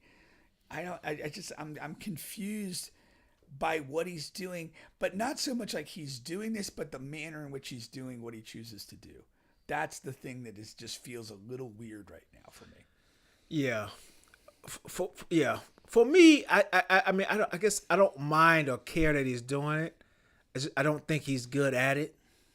And I don't think it'll like get better with time. I think I just don't think his not attitude, but his persona. I don't think his persona fits those things. Yeah. Because there's nothing. I don't deem his life interesting enough for me to sit down and listen to him talk about dating and relationship stuff. But conversely, but he's not like there's so many different ways to do it, and his persona is the whole problem. Yeah. Like, when you're LeBron James, you have had an absolutely bonkers life. There's things that you've seen and done, situations you found yourself in. But we know he's not gonna address or talk about those things. Well, and that's the part of the problem. And here's the thing: I'm not even talking about like things where he might have done something questionable.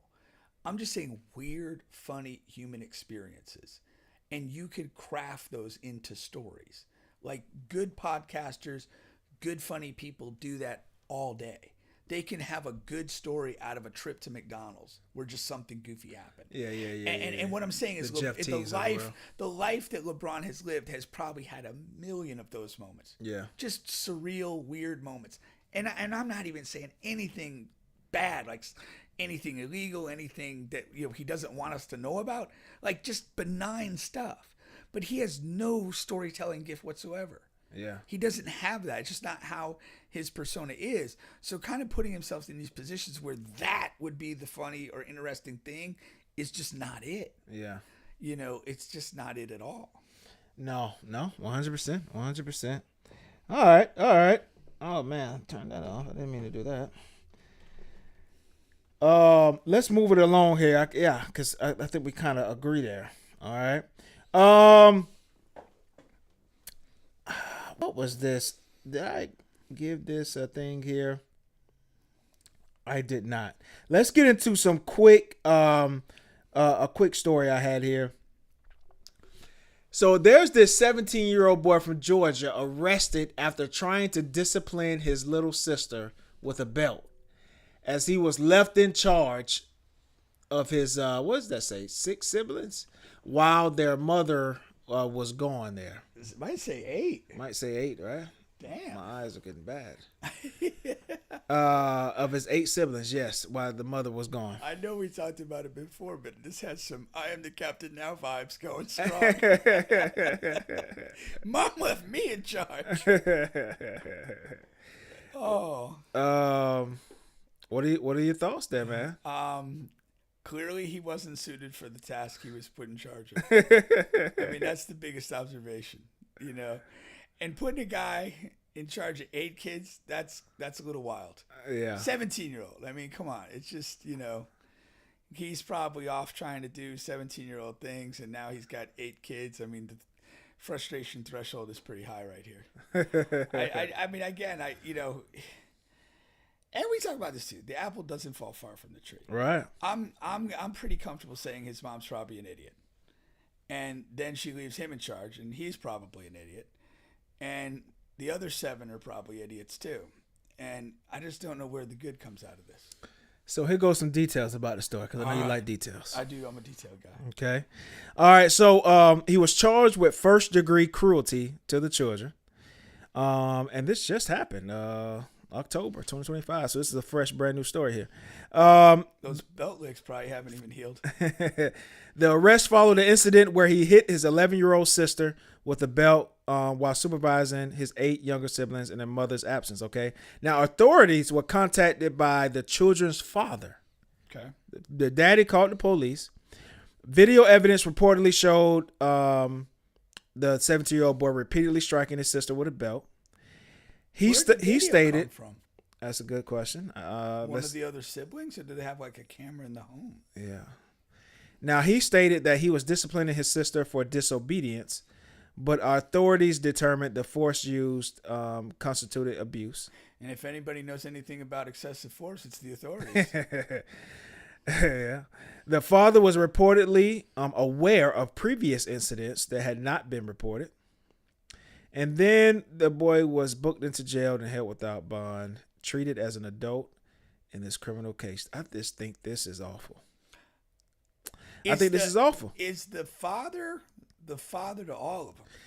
That's what I want to know. I want to know, is he the father to all of them, or is he a father to none of them? Maybe he's just a stepfather in the house, or he's father to the girl that was hit. Yeah, but not father to him.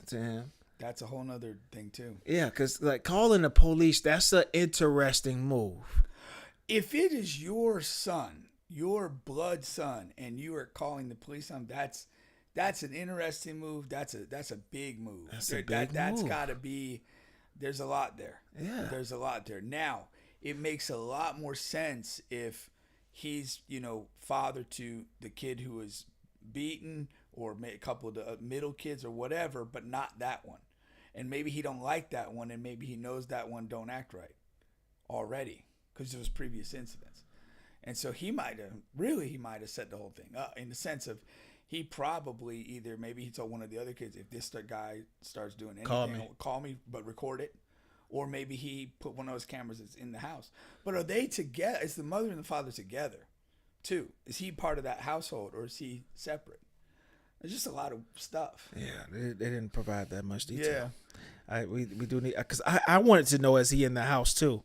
Yeah. Because now you're saying in that last scenario, that if he's not the father of the girl that got hit, is that what you're saying? No, I was because I buy that. Like, say if there's multiple fathers, which with 9 kids, there just has to be. Yeah. And no, we're not technically, but you know. And but what I'm saying is, if he's the father of one of the other kids, right, not the girl who got hit, right, not the boy who did the hitting, right, I think that makes the most sense for everything that happened. Even more than if he's the father of the girl that got hit. Yes. Why? Because I would assume that the father of the girl that got hit, like, that's a baby girl that's 11 years old. He might have just killed him. Previous, and it happened before. No, you're right. Like, right. Action first, not police. Yeah, I hear that. Okay, now, but if he's just the father of the other kids, and he just, like, he knows the mother either A is busy, or B just a piece of shit and doesn't really take care of the kids that much, and he knows that his kid might be next. You know what I mean? Yeah, no, okay, I see you. Okay. I see you. That's what I'm buying. Yeah, that makes a lot of sense for sure. Now again, because it's so fresh, there's not even any like full news story on it yet. They just have the details. Google has the details and stuff. So I wish they had the full thing. But yeah, I think we just have cracked the case here. I think we did. Contact us through the podcast. We'll help you with any of your cases with our expert insight. Hey man, go through our clips. We're right. We're right a lot. We're right a lot.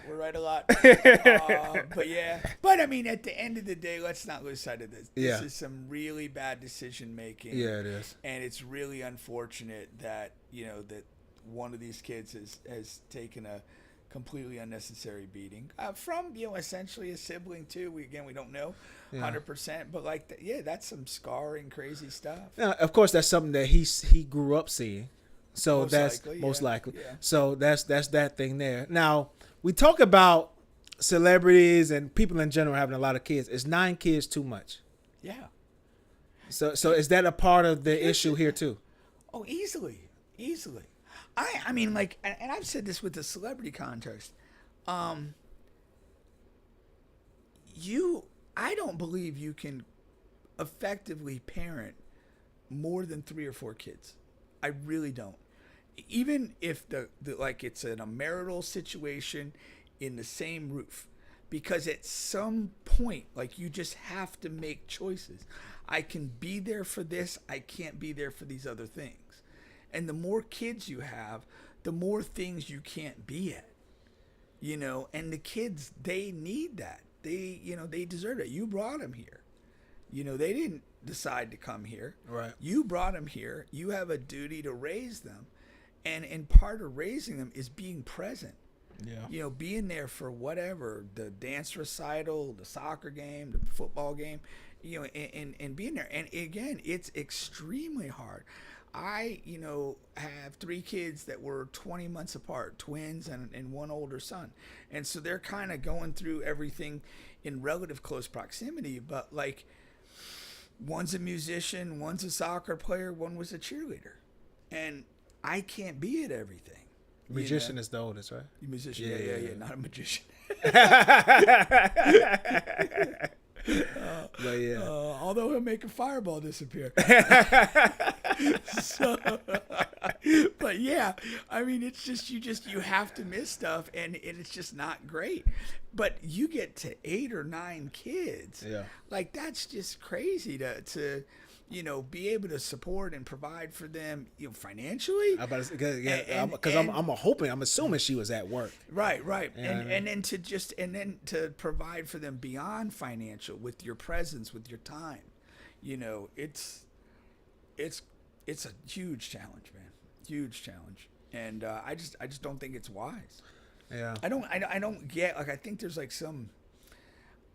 some weirdness that enters the picture when you're talking about having 6, 7, 8, 9 kids. What is that really about? What is it about you that needs that many kids? And do you not see that at some point you just can't effectively raise these kids and be there for everybody? And I don't know, some people, maybe you just kind of raise them in a really insular way where you maybe live off in the sticks and everybody just kind of does the same thing and you're always together doing whatever, and maybe that's your answer to it. But in some ways that's probably a disservice too, because your kids aren't going to fully understand and realize what's outside the bubble, so to speak. Yeah. And part of your duty is to expose your kids to the world and to different things, and to kind of let them kind of give you a signal of what matters, and then try to support that. But I'm celebrity or not celebrity, you always say, well, they got the financial resources, but you can't be present. Right. And then if you're talking about a family that doesn't have the financial resources, come on, what are we really doing here? Yeah. Makes no sense to me. Yeah. I wonder would they step in DCF or whatever? I'm pretty sure when you have kid-to-kid violence, I mean, there's gonna be an investigation. What that and they said previous, and it happened previously too, because then that's that weird thing too. So why didn't any action get taken when we first got understanding of this. Yeah. And again, and I don't know, like, there's so many unanswered questions, Yeah, but so like many. maybe simply removing the 17-year-old from the environment and everybody else is kind of okay, but you kind of feel like if this is the environment, this isn't the only problem. Yeah. That it's hard to believe that this would be the only problem. No, 100%. 100%. So Yeah. if you're gonna have some kids, man, put in the right work. I just don't fuck it up. Yeah. Because the other thing with this is when you F up being a parent, like, you're putting a burden on the rest of us one way or another. You're creating and releasing a ticking time bomb in some instances. That's going to harm other people. It's not just a question of if or when. It is only a question of when. 100%. And not if. 100%. This is crazy, man. I feel like we kind of just started, and it's already like 10:06. Hey, we're on fire. Yeah, I don't know. It's been some good conversation though. We conversed so much, I had to pee. A rare mid-show timeout. Yeah. I hardly ever. Yeah, not very rare. Very rare. I got a couple more to go here. This is one, just oddball stories here. I don't know if you have anything. Our editor sent this to us earlier, to me earlier.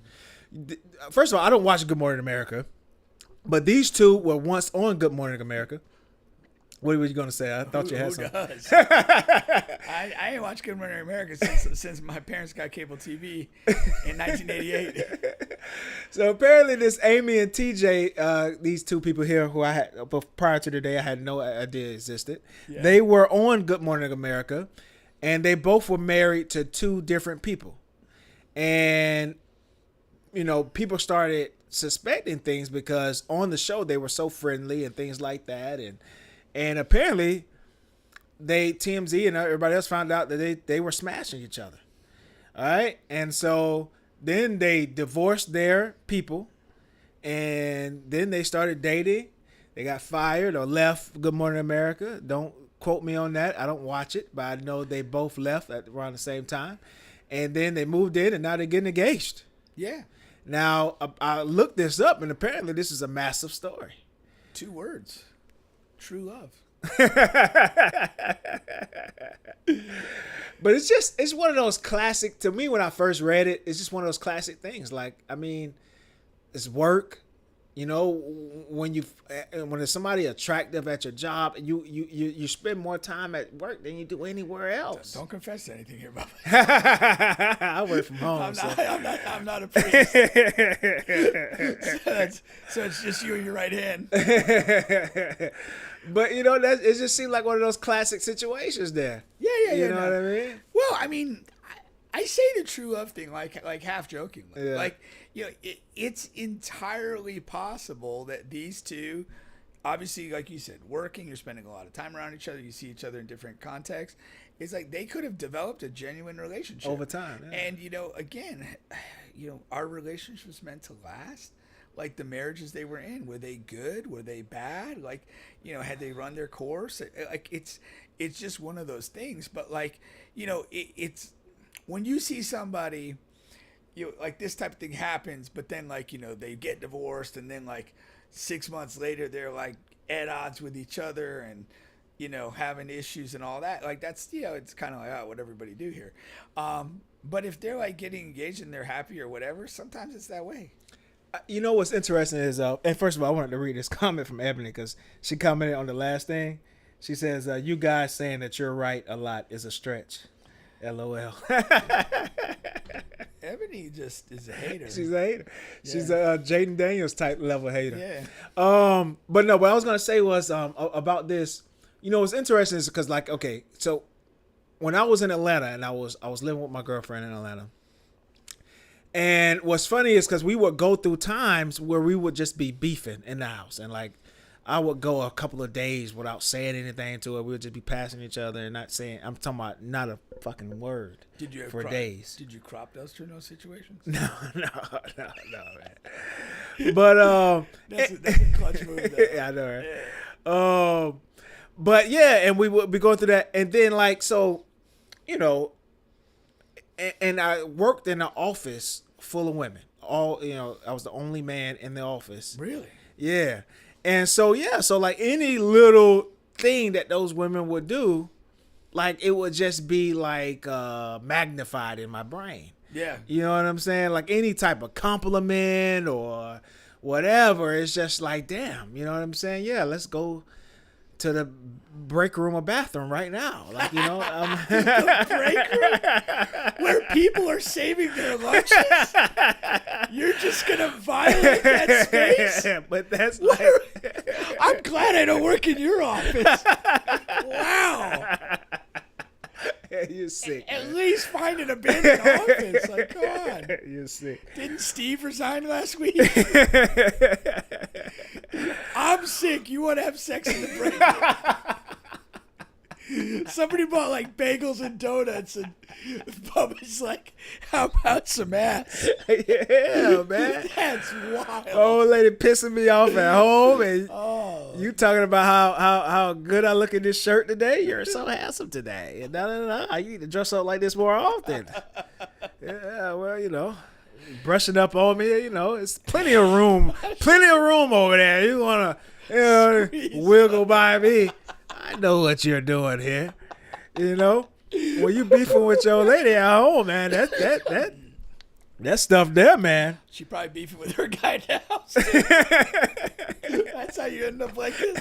That's how you end up. I didn't want to bring it Like up. Good Morning I America. didn't want to bring it up, but like you're onto like some real shit though, because like if you're in a situation and like again you're kind of beefing, you're at war. It's just like anything outside of that is positive is going to resonate way differently. Yeah, Like that's completely that's the thing. just kind of what it is. And it's like, and I don't think people always kind of calculate that in the cost of beefing. Yeah, Is like you are really rolling the dice when you're sitting there and you're gonna act all funky at the house and create, you know, a situation where a person doesn't want to be there. yeah, And that's like, you know, you're opening the door yeah. for people to go have some fun. There you go. Yeah. Here goes the other one here. This is back to football. I did promise we were going back to football. You did. So I will not let down on that promise. The Tennessee Titans, okay. Brian Callahan, of course, was fired. Now what it leads to now is an unlucky rookie trend, okay.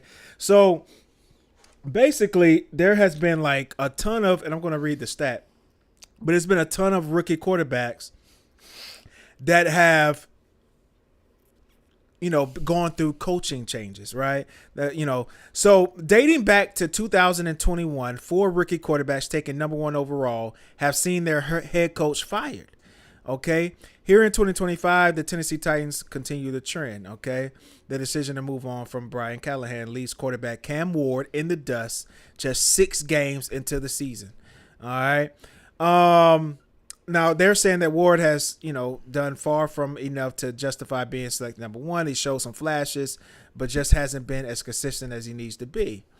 But you know, and then Ward comes out and says, you know, I've gone through coaching changes before, of course, in college and things like that. They most recent game and which led to the firing is losing to the Raiders 20-10, which the Raiders are just a god awful team. So yeah, I mean, I think that deserves a firing. Of course, the Raiders lost me money 2 weeks ago, so it's fucked them forever. And Or at least until they win you some money back. no, that's over with. Ward now joins Trevor Lawrence, Bryce Young, Caleb Williams to have their head coaches fired during their first season. Okay. 99 cent if you can name those coaches from those teams that got fired. Urban Meyer, Okay. Eberflus, Uh-oh. and who was the other guy? You got Bryce Young, Caleb Williams. You just named Bryce Young was that was Steve Wilkes, right? Oh man, 99 cents. What are you gonna buy with that? My legacy. No, that's good stuff. But yeah, so what do you say? Because my overall sentiment is like, yeah, they're not giving these guys enough time. But at the same time, I understand like Well, who's not getting enough time? the coaches. You know, that's the thing. I mean, do they need enough time, or like are you That's just the question. bad? That's the thing. I mean, here's my thing with coaching, And shout out to Penn State for pulling the trigger on James Franklin. That was tough too, though. What was tough? He just made the playoffs. And we just lost 3 games in a row. What happened closer? You are what your record says you are. Yeah, that's the same. Like, okay, like that's what this is. You have 2 options as a coach, or you're done. You need to win at a high level, or you need to be trending. And if you're not trending, like you could be on a bad team, you could coach a bad football team, but there's got to be a trend. There's got to be an energy. Dan Campbell did it. Like, the Lions were bad, and he created this forward momentum, and now they're a contending team. But here's the problem for him. If they flatten out and kind of fall below contending, and they're just this team that, like, whatever, creeps into the playoffs, he's in trouble because you're not trending and you're not winning. Those are the 2 places you got to be. And if you can't be there, you're done. Yeah. There's no need to keep you. It's what are we doing? You get to a thing, and I mean, I heard it Saturday when I was at the game. Was at the Florida State game. When that thing turned and went away, like people leave, they're angry. That's your fan base. That's the people that are paying for your organization. But maybe the fan base needs to be more patient. The Tennessee Titans are awful. They are. Not only are they awful, but you have a rookie quarterback. Not only do you have a rookie quarterback and you're awful, but there's a first-year head coach. Like, there has to be some level of patience. He was there the year before. Huh? He was there the year before. Well, first year with Cam. My fault. But yeah. Here's the other way to look at that. You just drafted a talented guy with the first pick in the draft. That's your most valuable asset. And you need to protect that. And if your coaching staff is putting this guy in a situation where you're just getting the snot beat out of you, you can't protect him, you can't win games, you're hurting his development. You are now detrimental to the most important asset in the franchise. You can't have that continue. We got to at least give these guys 2 years, man. Hell no. 6 games. Hell no. 6 games. 6 embarrassing football games. But they beat the Cardinals. With late, on a fluke. Definitely on the fluke. Yeah, you cannot do this. Like, you got to be trending up. And like I said, you could be bad, but you want to see some sort of we're getting better. And like, I don't know if Brian could coach or not. I'm saying, Brian, but I'm saying, like, just in general with these situations, like a lot of these stuff, I just don't know if it's enough time. And can you, Dean? But how much time do you want to spend going in the wrong direction? Yeah. If you're lost, if you get on I-4 going the wrong way, how much time do you want to spend driving to Daytona instead of the studio?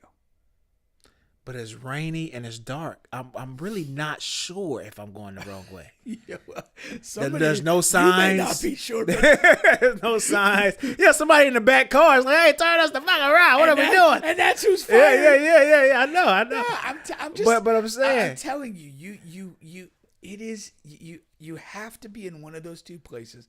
And no, that's a great thing. Trending or contending. Trending or contending. Trending or contending. That's it. No, that's a good moniker. Because if you're not, you are losing confidence. Like, you are banging a drum that nobody's believing anymore. And again, if you're trending, that's apparent too, even if the results aren't completely there. Because there's a buy-in. There's this is okay. And I know he's in deep shit right now. But Norvell, his second year, he lost the first 4 games of the year, and it was like, what the hell? He came in as a COVID year, was 3-6, and then you drop the first 4 games, including to a lower level school at Jacksonville State. But then, he didn't lose the players. He gave an impassioned post-game press conference after the 4th loss. They won the next week. And then, you saw this, okay, we're starting to win some of these games. Right. You can hear, in the interviews, the players are talking kind of the same type of language that he was talking. And you get through that year, and it's okay, no, it doesn't feel that bad. I know record was 5-7. And then you come out of that, and you go 10-3.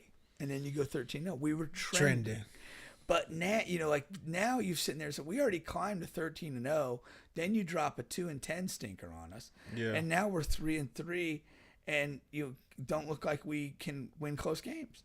So Yeah. we're not trending anymore. And like the situation with the Titans, there was no progress. You had one fluky win, and you were getting drubbed week in, week out by bad teams, not playing good football. You know, if you don't protect Cam Ward, like what type of player is he at the end of the year? You know, 1-16 and you know getting sacked a bunch, having receivers drop ball. Like his confidence, you got to protect that. But my thing is, okay, now unfortunately, there's a black coach that has been doing like really terribly, and I'm not sure, like in comparison to like Callahan, I just know the team. I only watched 2 of their games this season, but the team was performing badly. I'm not sure, like if his play call, like Aaron Glenn with the Jets. Yeah, I mean, like week in and week out, like it's apparent, like he's a bad NFL head coach. He makes bad decisions. Some decision he doesn't make, which he should make. You got players coming up to him mid game, like, yo, what are we doing? Yeah. Like not going for before halftime, not being aggressive, trying to get some points on the board when there's plenty of time. He just phones it on home when you're losing. Yeah. It's like, it's 30, 40 seconds here. What are we doing? And I mean, time week in and week out, he's making, like, I don't know if Callahan is doing that. You know what I mean? Now the Jets but maybe let go Aaron Glenn in a couple of weeks, but as of right now, he's still on board. Yeah, and I mean, I don't think he should, based on the body of work he's putting together. Yeah. Now, perhaps because the Jets don't have a top pick quarterback that's fresh to the league, they don't feel the urgency to protect his development. At the end of the day, Justin Fields is disposable. Yeah. You know, whether he's with them or not next year doesn't matter. That, you know, if they have a chance to upgrade at quarterback, they're absolutely gonna. No question. Shit, they need to. They need to. I agree with you. So, but I'm only saying that to explain maybe the urgency isn't felt as acutely with the Jets as it is with the Titans. The number one overall quarterback. But again, what are we comparing? 2 bad coaches. Like they probably at the both end of the need day. to be fired. Yeah. They're not getting the job done. Yeah. Yeah. So that's what and now just spitballing here a little bit. Do you have any strong takes on Caleb in Chicago?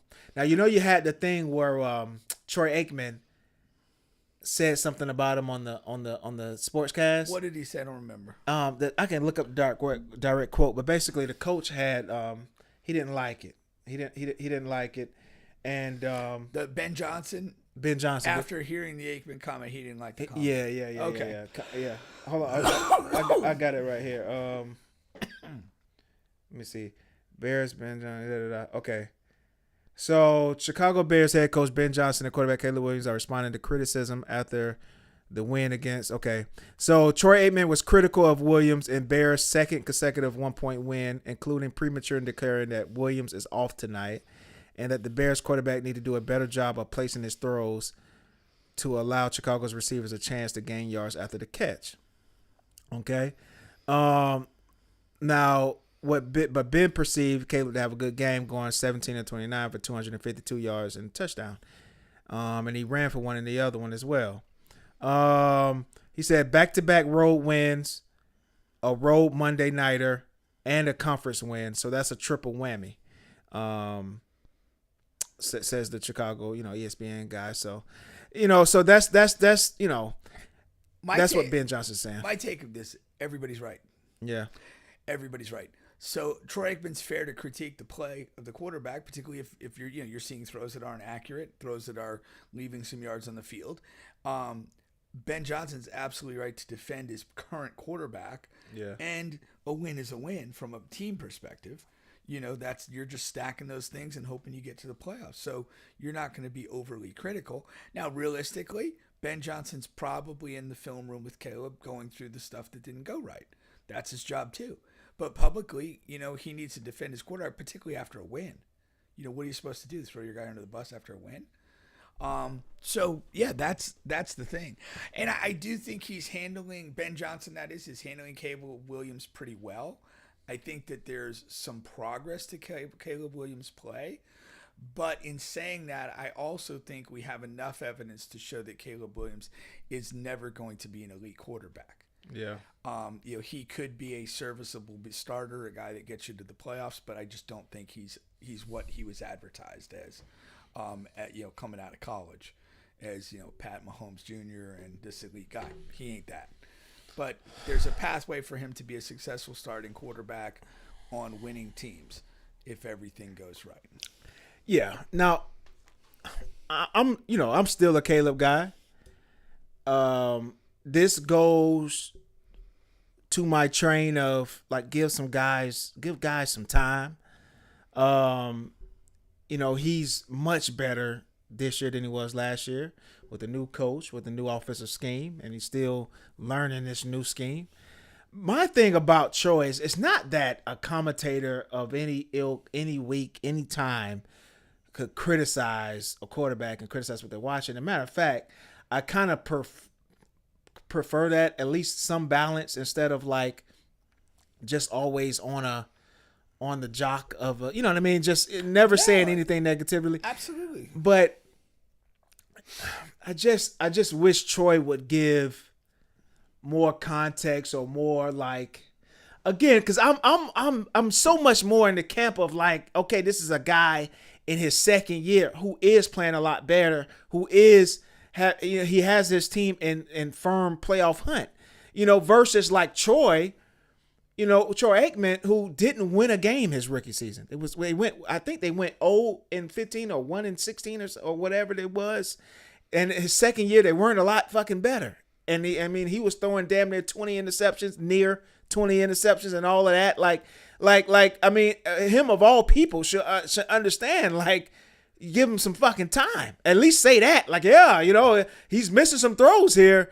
But hey, he's in the second year. I remember, my second year, I threw 19 interceptions and we were 4 and forever. Give me something.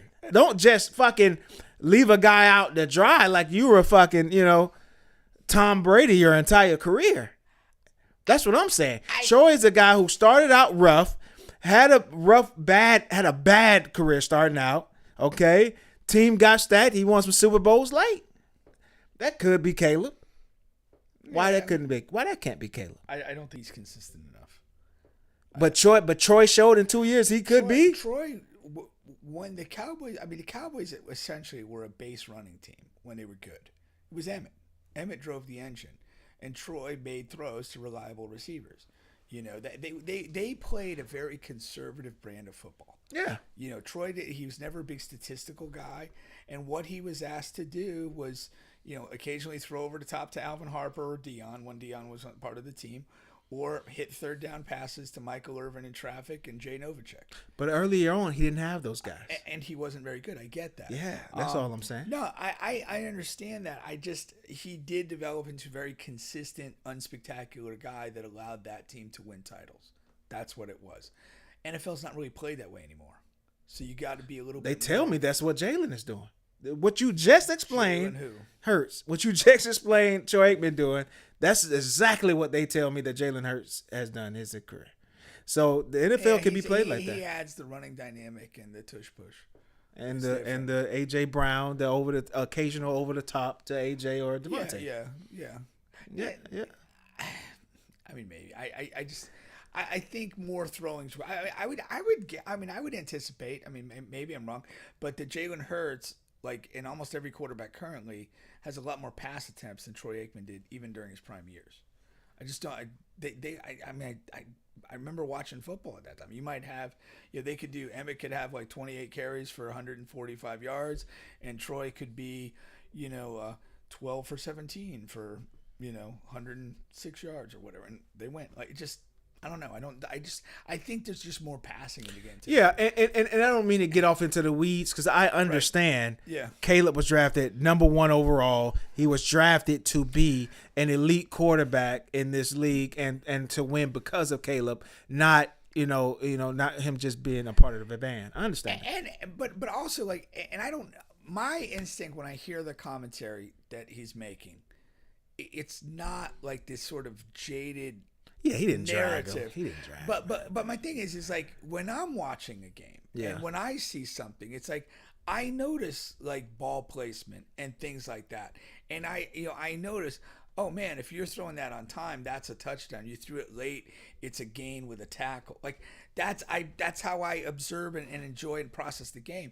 And so if it's just coming from that place, if he releases that that earlier, the guy's catching it in space and that could be a 30-yard play.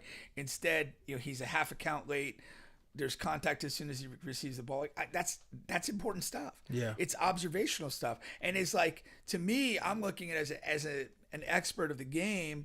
I want the commentator to notice those types of things. Yeah, I want to know like, hey, if the running back cut that inside, that's probably a first down. He kind of inexplicably bounced it wide and they gang tackled him. Like I mean I'm just not that. I don't know that that's like narrative thing. Now if you are if you're watching Troy Aikman broadcast games week after week, and this may be true because I don't pay that much attention to him, but everything that that Josh Allen does is fantastic. No, even when he's clearly having a poor game, and then when he's broadcasting Caleb Williams, even when Caleb's playing well, he's finding things to be critical about. Yeah, then we're talking about like a weird narrative, and this guy's really probably not doing his job. But in the context of a game, if he's going to point out that better accuracy is going to create more yardage and better timing of throws, and those are things that Caleb has been fairly criticized about. It's a non-story. No, it is. It is. Lastly here, and I forgot I did have this tabbed up here as the last thing here. We're now at the Billy Napier watch. Reportedly, he could be fired as soon as this weekend. Okay, so this is USA or whatever it is, and so yeah, I've heard that he's fired Sunday no matter what the outcome of the game is. That's what I've heard. That's what I've heard as well, but definitely if he loses. But I have heard no matter what. Yeah. And the funniest thing, in which it encompasses a lot of his tenure. Halftime of the Texas A&M game, they interviewed Billy. I don't know if you watched the game or even if you saw this piece of it. I was pretty divested from college football at that point. And they asked him, like, because the offense had moved the ball like extremely well. And they asked him, like, how have you guys been able to move the ball? It's like, well, if they're going to stay in this same defense and the single high and stack the box, DJ, we're just going to have DJ hit him over the top. And we're just, and we're going to keep doing that. And that was it, right? And boom. Third quarter starts. And I'll be damned if they made an adjustment. Texas A&M? Yeah, as if they watched that interview. And and the entire second half, they changed it to the too high safety, and we were no longer able to hit that same like over the top pass. Yeah. Our offense like literally went to the absolute shitter. And the entire time I'm watching this second half in this game, our left tackle, because of course when they went to the too high safety, that means there's one less guy in the box. So now they're just basically rushing with four, and our left tackle is 1-on-1 with their best defensive end, and he does not give this guy any fucking help the entire second half, and he's just struggling. And I'm watching it, and I make a little comment to myself. It's like, damn, he's not going to like put a tight end or a running back over there. But it was like a small thought. And then everything I read and seen after that was about that, about Billy not adjusting and putting a chipper over there. And and I mean, that's essentially, he's just so, what's the word I'm looking for? He's a simpleton. Not only just a simpleton, but he's a guy that just has to do it his way, man. He's selfish, he's self-centered, and stubborn ass. He's stubborn. He's so stubborn. Yeah. He's so stubborn. But there's also a part of me who thinks I think he may be relieved when this is all over. I don't think he's a guy that's weird. That is weird. I don't think he's going to be a guy that's like, oh, I'm sad, woe is me, I lost my job, or I don't get a vibe that he really cares that he's going to get fired. It's interesting.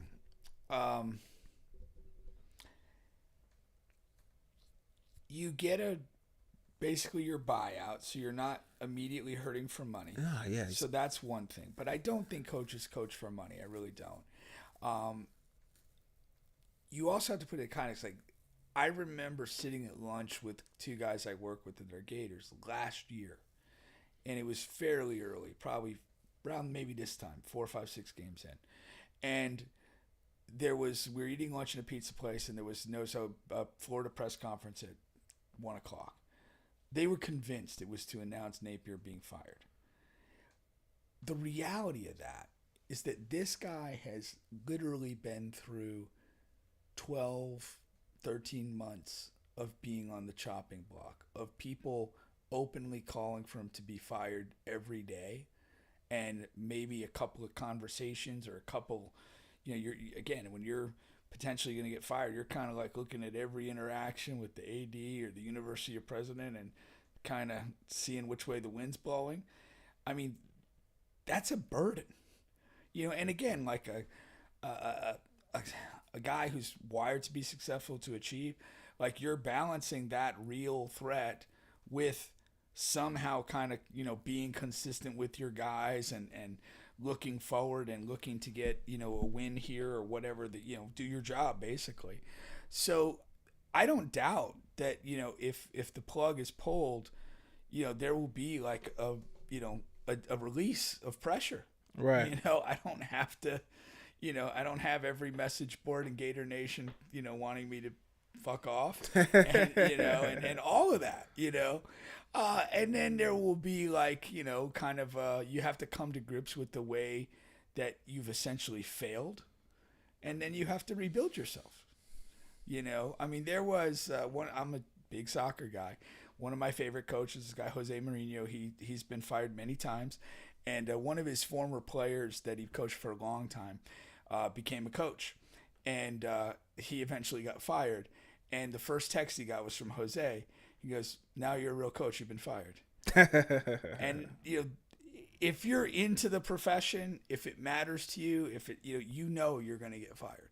Yeah. It's just, how do you respond to it? What do you learn from that failure? And that's going to be the question.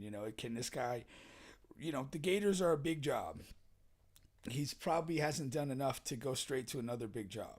So maybe he has to be somebody's coordinator at some level for a period of time, or maybe he goes down a level to like an FAU or Louisiana or one of those type schools where he was at before, and see if he can kind of get it winning again and come back up. I would love to keep him as a coordinator, honestly. No, you can't. I know you can't. Yeah. It never happens. That's not football. But I would love like ideal situation is like But why Dan would you Mullen want him as a coordinator? Dan Mullen and Billy Napier. Like that's the perfect pairing. But why do you say that though? Because he's an offensive guy. Yeah. And you've been critical of a lot of the bubble screens and a lot of the way they run their offense. No, I don't want him as a play caller. Well, I then want him quality as control coach. I mean, just because like he's not calling plays doesn't mean he can't be like a part of an office, a part of the offensive coaching staff. But really, I just want him for his recruiting tab. He's the best recruiter.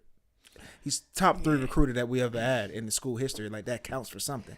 And then he is like I do respect his football mind. Like he just can't call plays, and he's not a good college head, a good head football coach. Then what do you respect about his football mind?